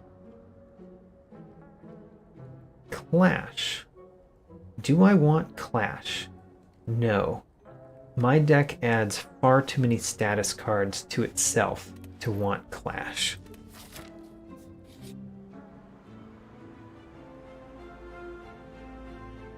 You know, I could be cursed. However, even though I could be cursed, curses are allowed. I'm not going to do this because I would prefer if I don't have to invoke that second rule. I had to invoke the curses are allowed rule in the Watcher because I got a Parasite curse, but let's see if we can actually go without getting a curse.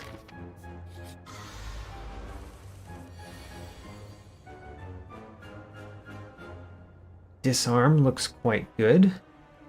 Start with that. I realize now Reckless Charge and Snecko Eye don't work wonderfully together, but that's fine. We're going to defeat this enemy in particular with Fire Breathing, most likely. With Snecko Eye, you usually want to take things that cost more rather than things that cost less. So I'm playing Corruption. I'm adding tons of days into my deck, intentionally. Because we're going to burn this guy out with Fire Breathing.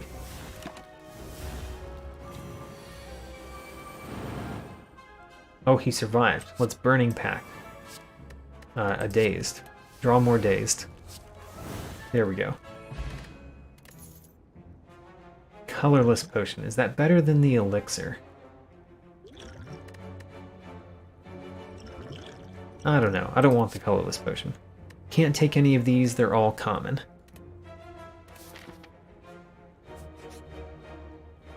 Remove strikes, receive bites. Huh. That's basically an upgrade to all of those cards. It does mean I have less total life, but let's do it. Oh no, I have just invalidated the run. Oh, the bites are commons. Well, this run just lost because of my inability to follow my own rules of the run. That's depressing. I'm going to continue playing, but the run just lost right there. If you've been following what's happening, the run just lost due to my own mistakes. We'll finish it normally, just because, but officially the run just died.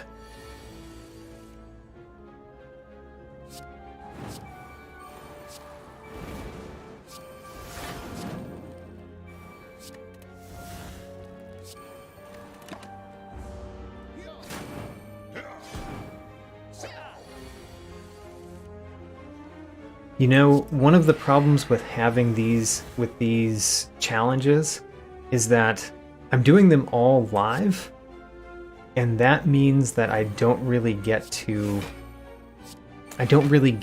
try them out beforehand unless I don't let you see everything that I'm doing. And trying them out beforehand would be great for training myself not to make the mistakes like I just made. Oh well. These enemies are surprisingly... Like, my Strange Spoon is actually hurting me quite a lot here. Because I want to draw Wounds and Dazed, but the Strange Spoon prevents me from doing so.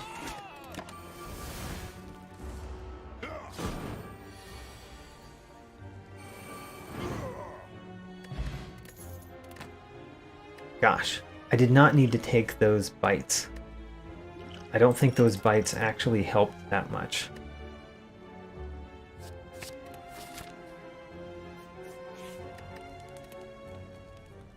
So I am smithing Dark Embrace because Dark Embrace is an excellent card in this deck.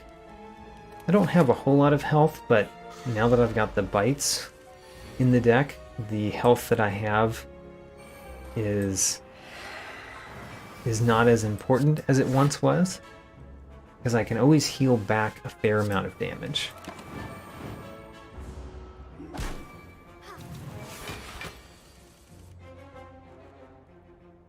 Let's double tap a bite. Disarm. Do I want to power through? Power through means fire breathing is better. Let's power through.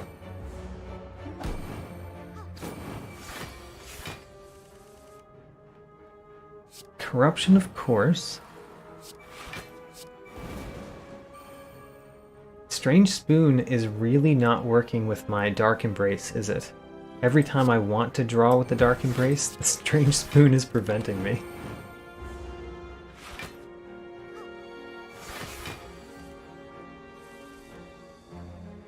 So, definitely want to use a bite this turn. That means I'm not playing fire breathing, I guess.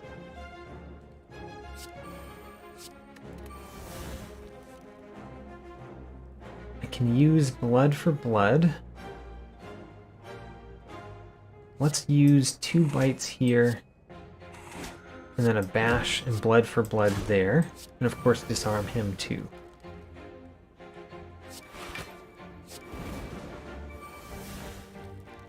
Sure, add a couple of wounds to the deck. Why not?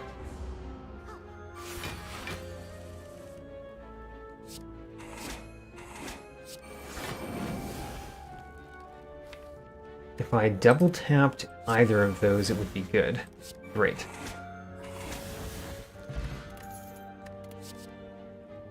Can't... Oh, I can take Battle Trance. Let's take Battle Trance.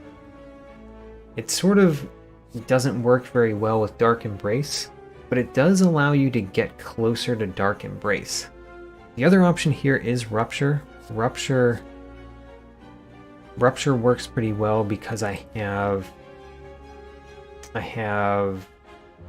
Combust. Rupture and Combust work well together, but I think a Battle Trance helps me play some of my important powers faster.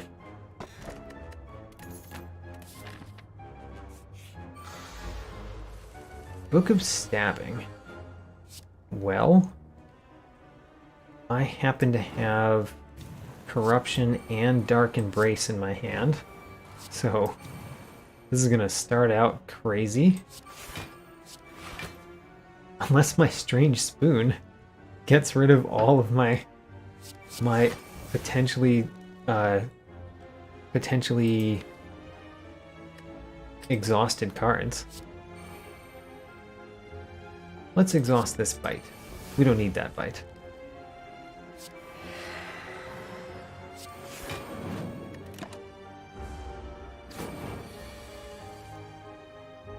So, fire breathing is a definite. This defend is a definite. We're going to double tap blood for blood.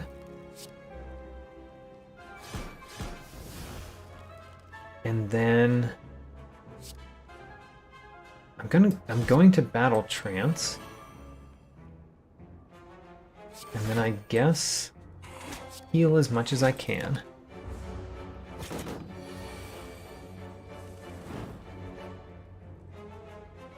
Disarm again. I only have 1 disarm in my deck. I just happen to have the Strange Spoon that apparently likes to keep all of my cards going. As many of them as it can. Don't really want to play Combust.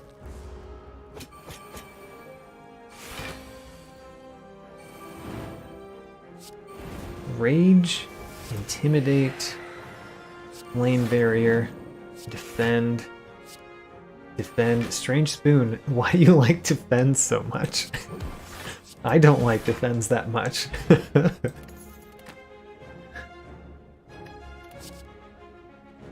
Well, I could get a Rupture this time. I guess I will.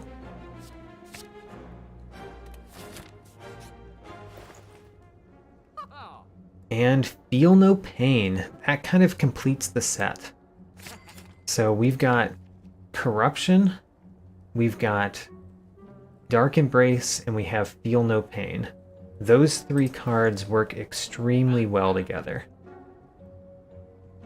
And I'm going to remove one of my starting cards. Let's remove a bite, actually.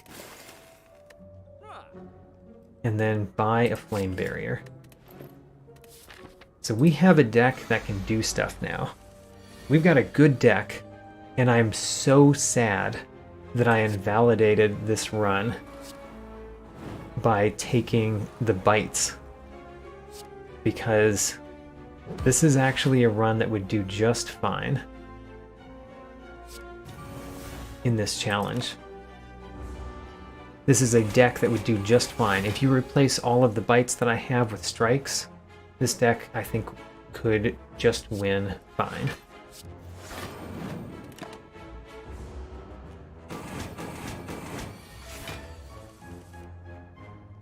Corruption. Let's do fire breathing, bite, double tap, and blood for blood. Great.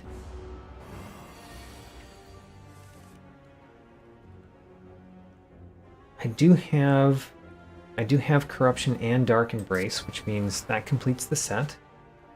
And we can just burn cards for good use.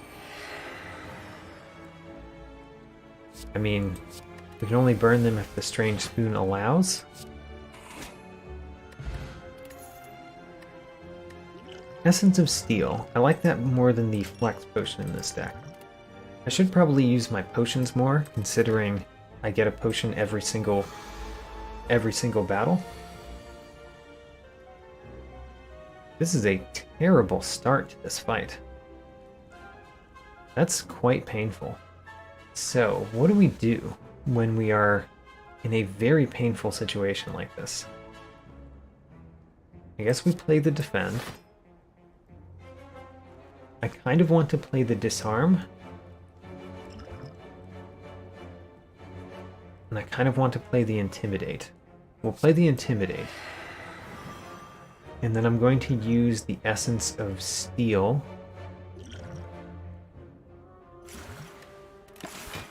And take some damage. That Essence of Steel gave me 4 block, by the way. Which was not exactly great.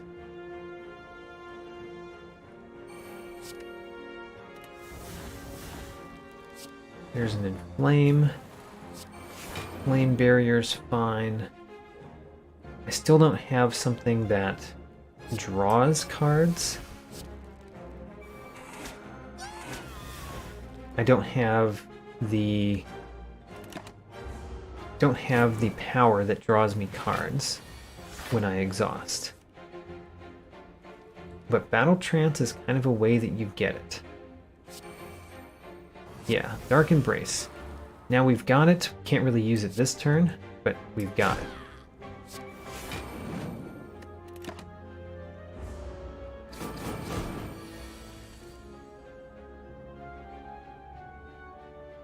Play the Rupture mainly just to get rid of it.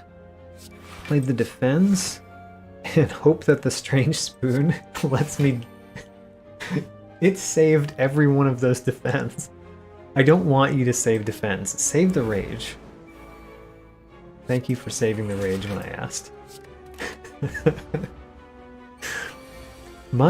Surprisingly, my biggest enemy in this run is the Strange Spoon. It just likes my cards too much.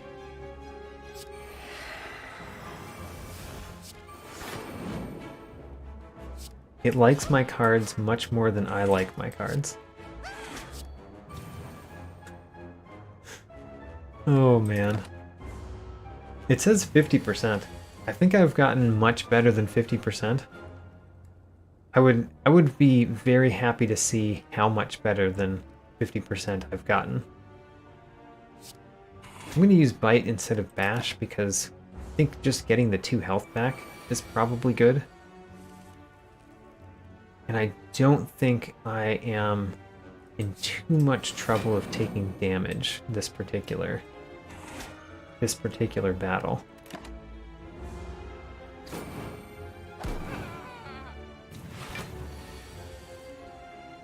There's the power through turn. And we got power through back because my Strange Spoon likes my cards. Oh, it didn't save that one. I'm surprised.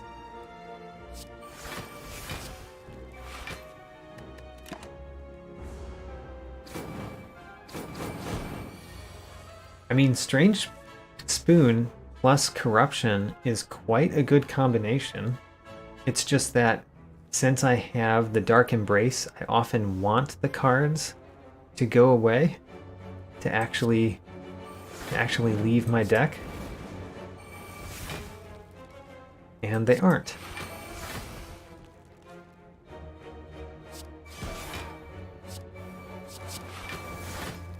That one burned.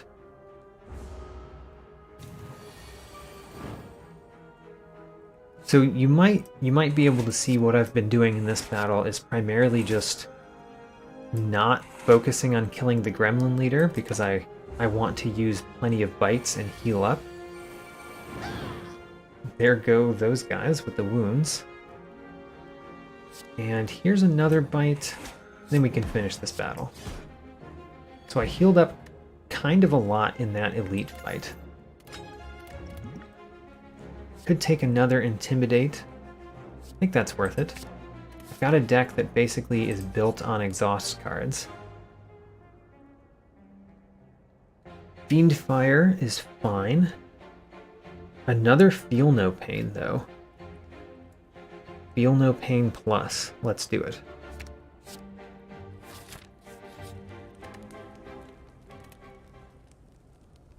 And let's Smith Double Tap. Double Tap is double as good. Smith.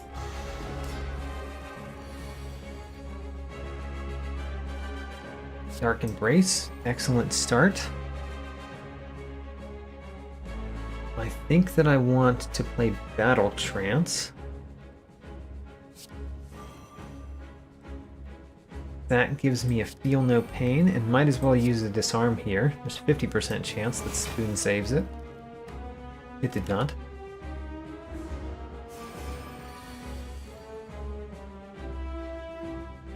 Alright. Power Through and Fire Breathing. I will happily accept that damage.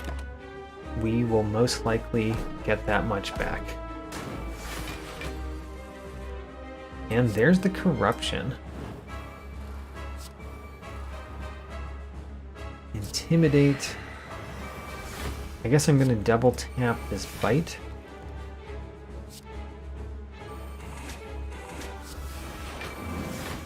And I might not need to go after the torch heads, these little guys, because my fire breathing might just kill them.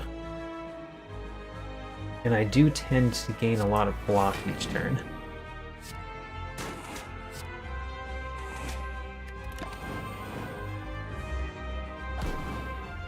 Also, my Combust is killing them. By the way, the Combust is working with self-forming clay so that I get 3 block every turn, because the Combust deals me 1 damage and the self-forming clay responds to that. I have Battle Trance again.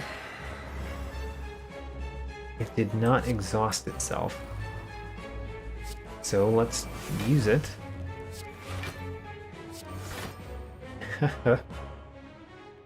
Alright.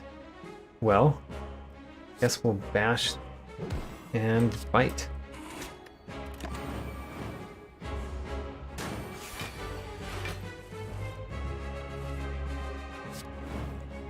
I do want to use Reckless Charge here. Works great with my fire breathing. And Power Through also works with my fire breathing. And then Blood for Blood. I guess Blood for Blood isn't getting the benefit of the card anymore, that it reduces its cost.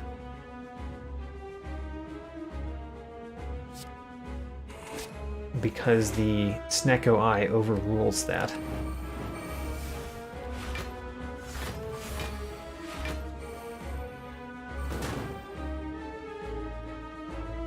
So, let's play Rupture this time. I didn't play it the previous times because it was expensive. And I'm going to Burning Pact, I guess a Wound.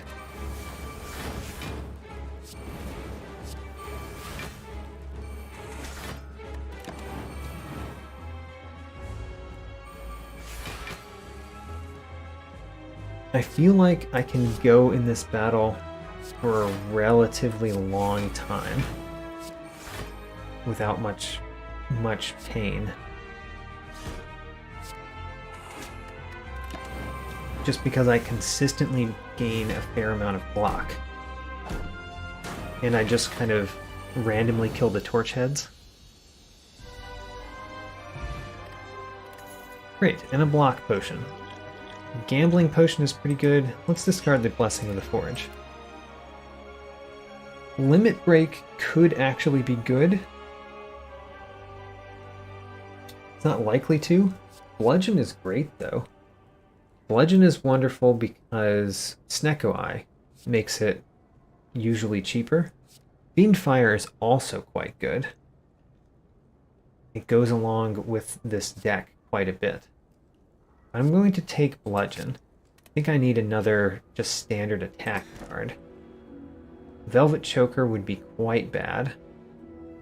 Can't pick up Pandora's Box, so it's Tiny House. Hey, Compust got upgraded. Don't need the Smoke Bomb. Could use the Drop Kick, but I choose not to.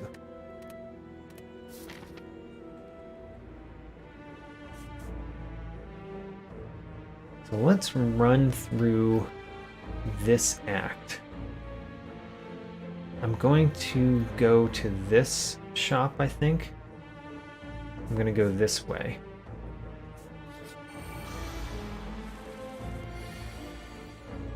Seems like a good battle for fire breathing.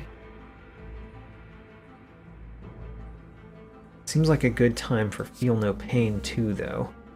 So let's use Feel No Pain and Intimidate. You know, Feel No Pain doesn't do anything if you have Strange Spoon. And the Strange Spoon just really likes the cards you have.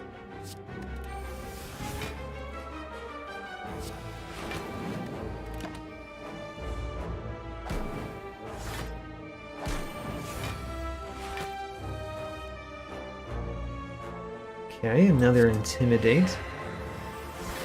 I'm basically looking for Corruption. Until we draw Corruption, we're not doing much.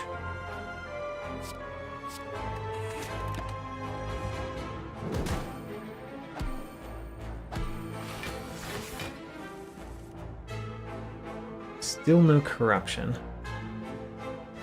It's at the bottom.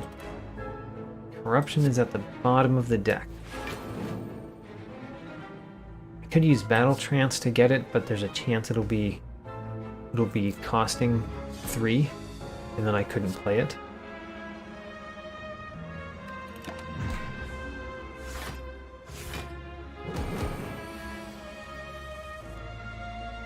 There's Corruption, it did cost 3. And unfortunately, we're taking damage. A lot more damage in this fight than I would have expected.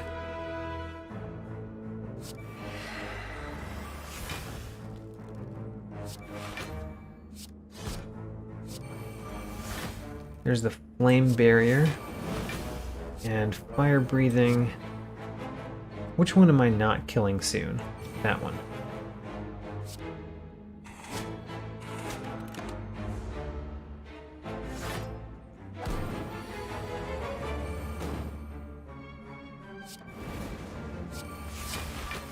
Feel No Pain is good enough to play, honestly.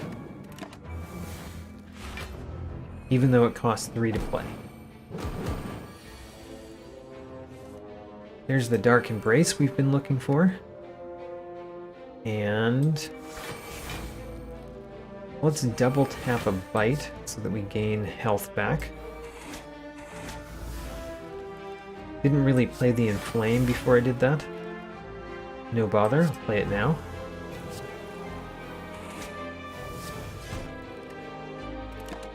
Great.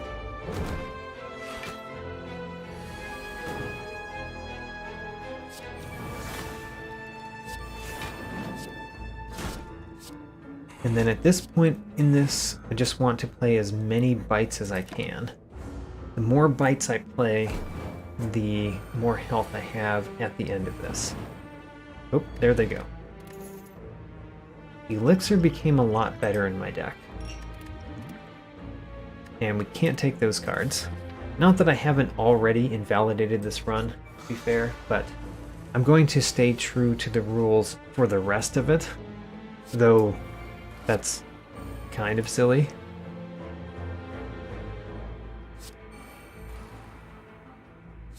Let's burn something. Burn the unupgraded Intimidate. Huh. Alright.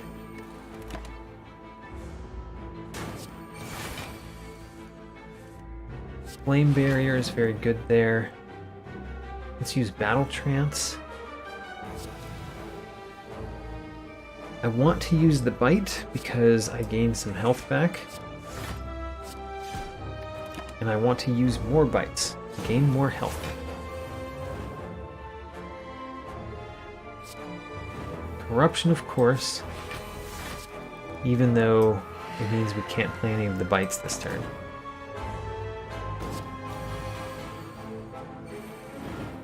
You're killing yourself with your own burns. I hope you realize that.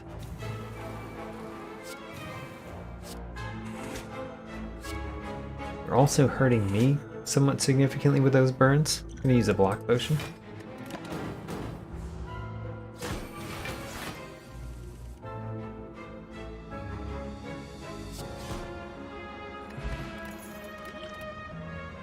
Can take Offering. Offering is a wonderful card. Let's take it. Use all gold for a relic. You've shown up twice today, and both times I had a lot of gold and I was going to a shop soon.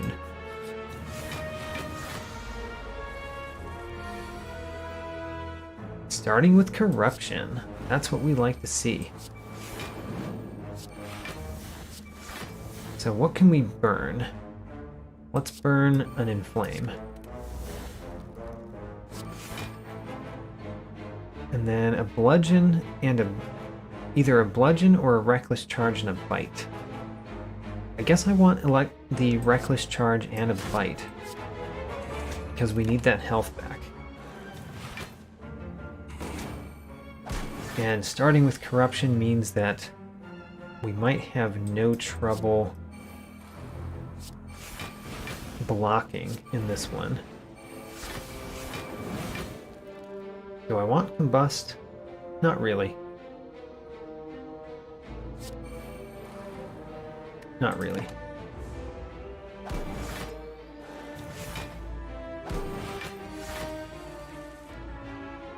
There's the Battle Trance, but we'll play Dark Embrace and everything else first. The Fire Breathing is pretty good. So who am I not going up against? This one.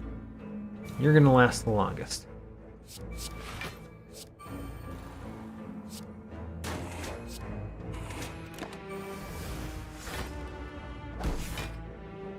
There's a nice zero cost Feel No Pain for next turn. I like that. Don't really need to use Offering in this battle, so we won't. Even though I just talked up the card. Don't really need it in this battle.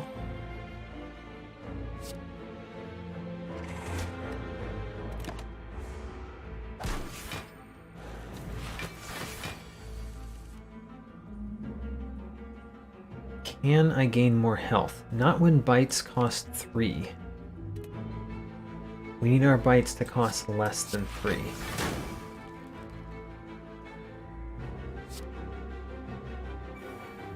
I will burn a wound. See, there's a bite that does not cost 3. We've got a double tap in there. The only problem is, how do we get to the double tap? There we go.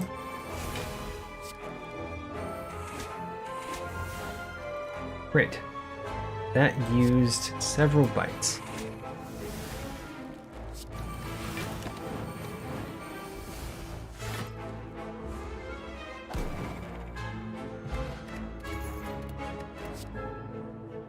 I could take another Inflame. I honestly don't like the one that I have. Infernal Blade is fine in this deck, but I think it's only fine. And Warcry is common, so we won't take it, even though I've already lost that run.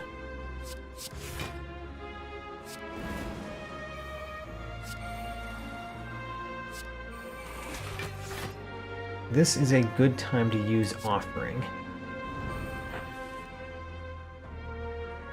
Disarm is good, and another Defend would be good.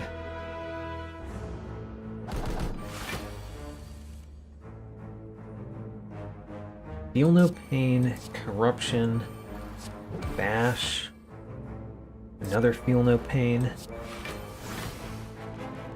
Do I want to Combust? I guess I do.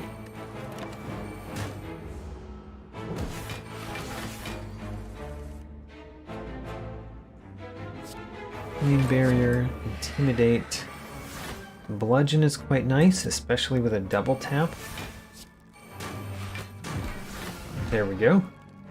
And then a couple of bites. And another bite. Don't really care for Battle Trance here. Actually, I do want Battle Trance. I actually want the Burning Pact first, because I don't want that curse. Huh. I don't want that curse. I basically need to draw more cards. Let's burn some of these cards that we have. So I want to burn 3 cards. Can't draw more cards. Never mind. That was a waste. I'm getting the Parasite Curse yet again.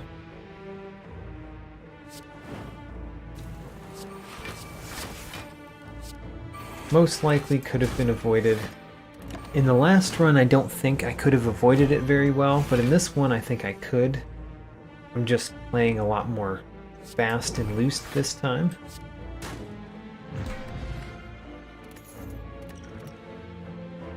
Entrench. Don't really need it, honestly.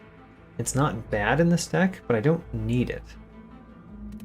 And I think at this point I want to keep the deck size down so that I draw Corruption, Dark Embrace, and Feel No Pain faster. Speaking of, what do we upgrade? I upgraded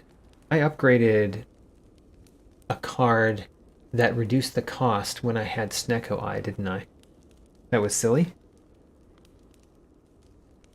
Let's upgrade Offering. Draw more cards.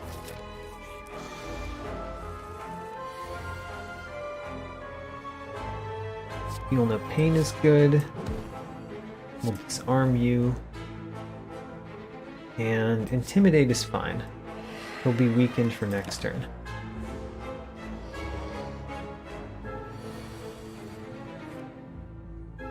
Two-cost Offering isn't terrible, but there's no reason to play it, I guess.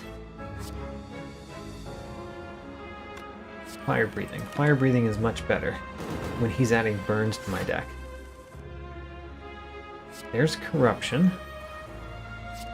Flame Barrier is good this turn. I'm not going to use Combust this round.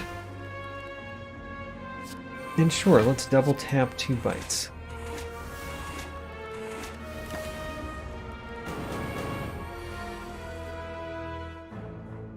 Dark Embrace, so we can draw lots of cards. I mean, only if the spoon allows me to. That spoon, man. That spoon has been a sore point in this run. Overall, I like it. It has allowed me to play Disarm, like the same Disarm multiple times on the same boss. But it has also saved a number of defends that did not need to be saved.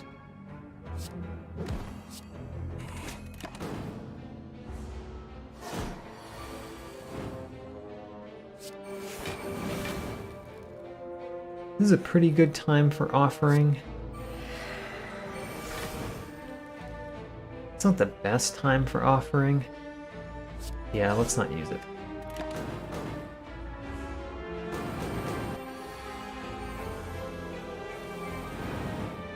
Look at all those burns. Alright, we could be taking a lot of damage this turn. So let's use Gambler's Brew to prevent that from happening.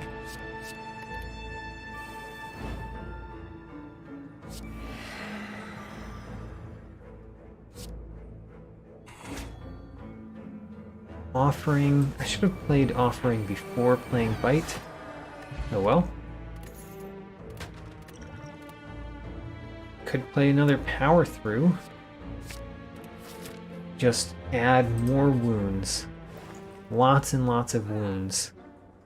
Card removal service or Parasite, yet again. And then I could take an upgraded Rupture. I do play powers, attacks, and skills the same time, many times. What does the orange pellet take away? Nothing that I'm giving to myself, but I will take it.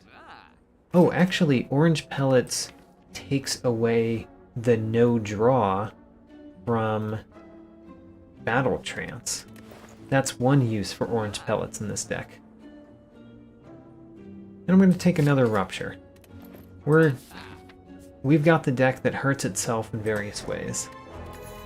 And we're leaning into that hurt.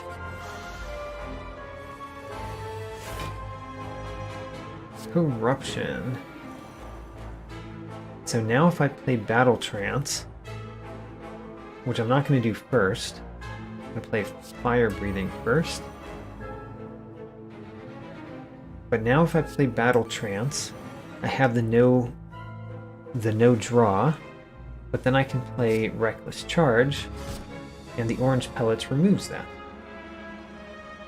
It also removed something else. What else did I have?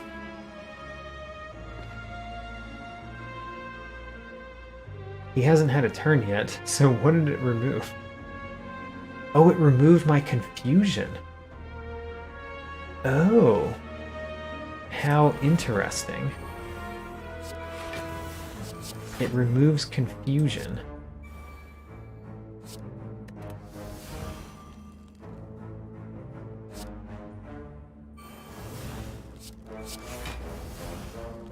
So he's getting 10% more. Let's just intimidate him twice. And then use the bludgeon. There we go.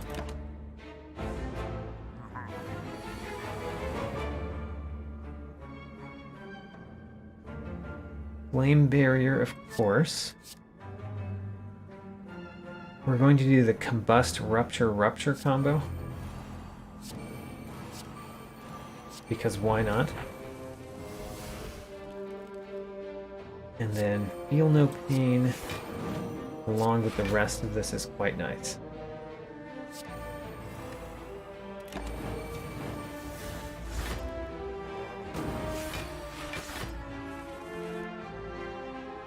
Dark Embrace. There we go. So now we can have ridiculously long turns, potentially.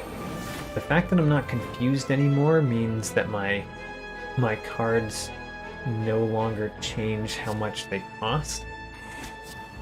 Which I've actually been used to that in this run, so it's definitely weirding me out that none of my cards ever cost 0. I expect them to cost 0.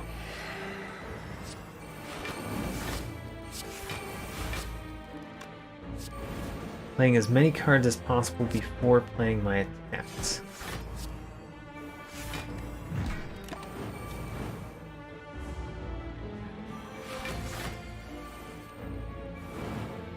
Alright, I've got a 0-cost Blood for Blood in hand. That's one nice thing about losing Confusion.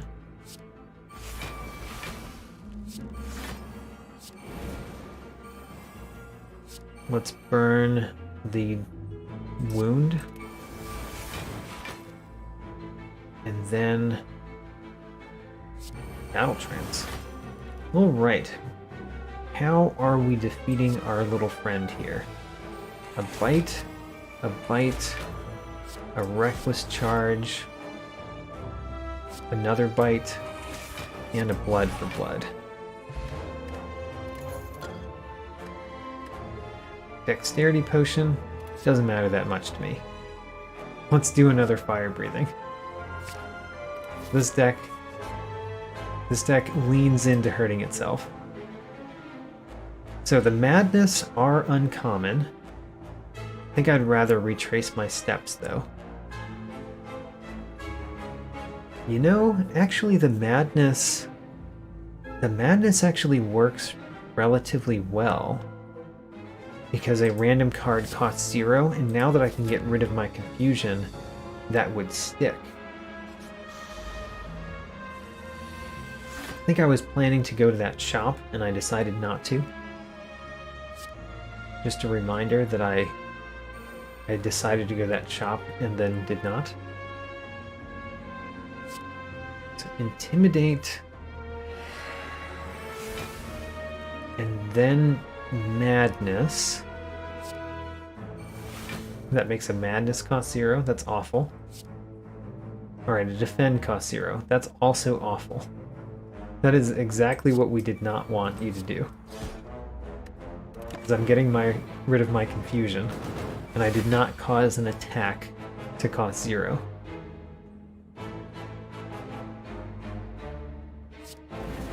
Rage. So power through and double fire breathing. Could also do double power through and 1 fire breathing. Let's do double power through and 1 fire breathing.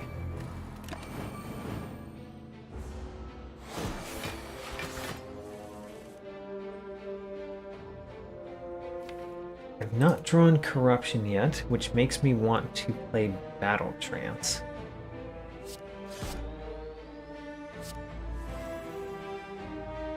Okay, well, still don't have that corruption. We'll draw it. There it is. And Dark Embrace to go with it. Wonderful. Now let's start the madness.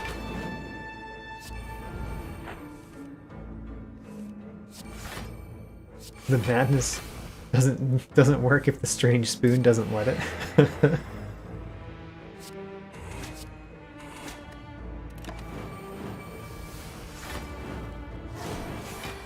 So now the question is, can I successfully heal up?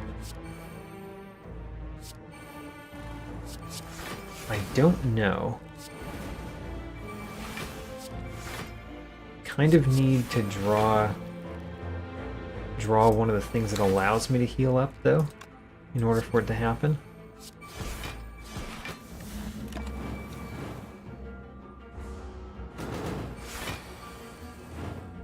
I drew 1 bite. That means I can heal up 2.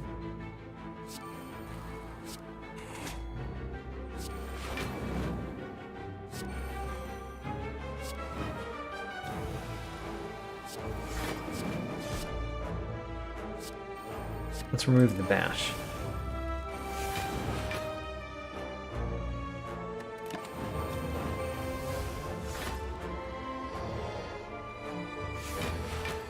He's really killing himself with those burns.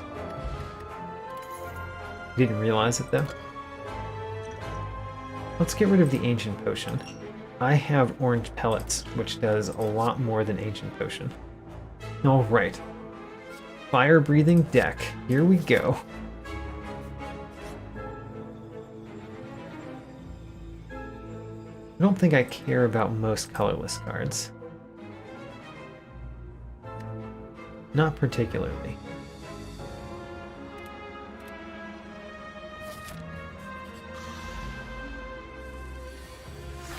Alright, I at least get to go up against Donu and Deka again. It will be a very different battle this time. Guess I'm gonna remove my confusion on turn 1 again. Surprising how many times that happens.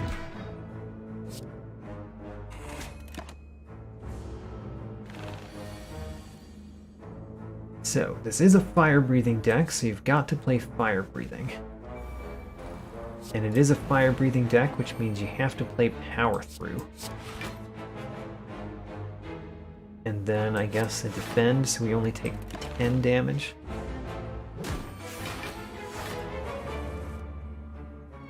So here's Corruption and Dark Embrace. And Fire Breathing. We'll play Offering and Feel No Pain. There we go. The rest of this is pure madness. And to commemorate that, let's play Madness. Double tap the Bite and the Reckless Charge.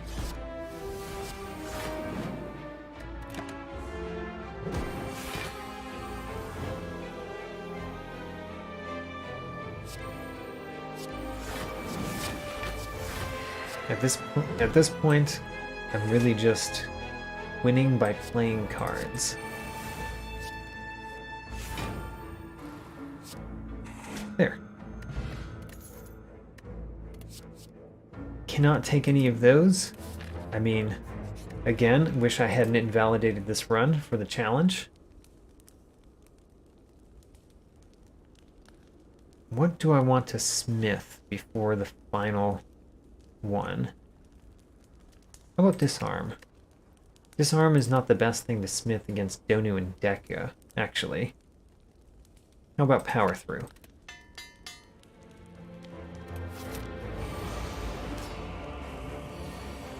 Alright, and we started with Corruption in hand. So, let's play it. And let's play both of these powers. So, Fire Breathing, exactly what we need. And Feel No Pain.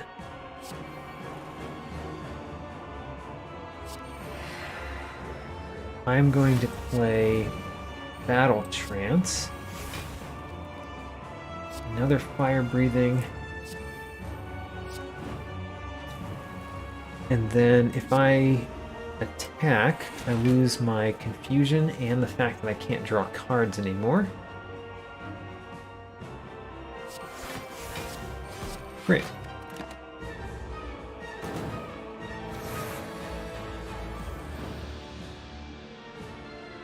Disarm really doesn't do much in this battle, but I guess if we start with a bash, then it does do something. Oh, and it got discarded. How convenient.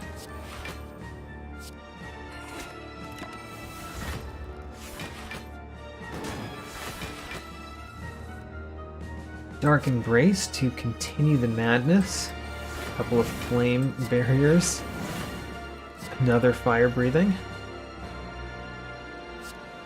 Let's play Offering so we can play both Rupture and Combust. Intimidate, both Power Throughs, of course. Feel No Pain. Defend. Madness, which hit Blood for Blood. That's excellent. Double tap that Blood for Blood. And then Burning Pact the Bludgeon. And then we can play another Disarm against Donu here.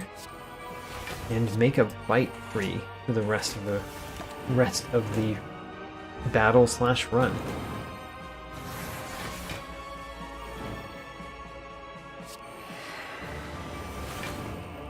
Double tap both the Bite and the Blood for Blood.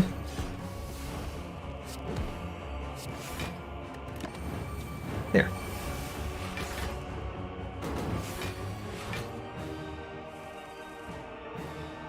I've been wanting to play that Feel No Pain, but it's never going to be less than 3 at this point. I guess we'll play it so that it's out.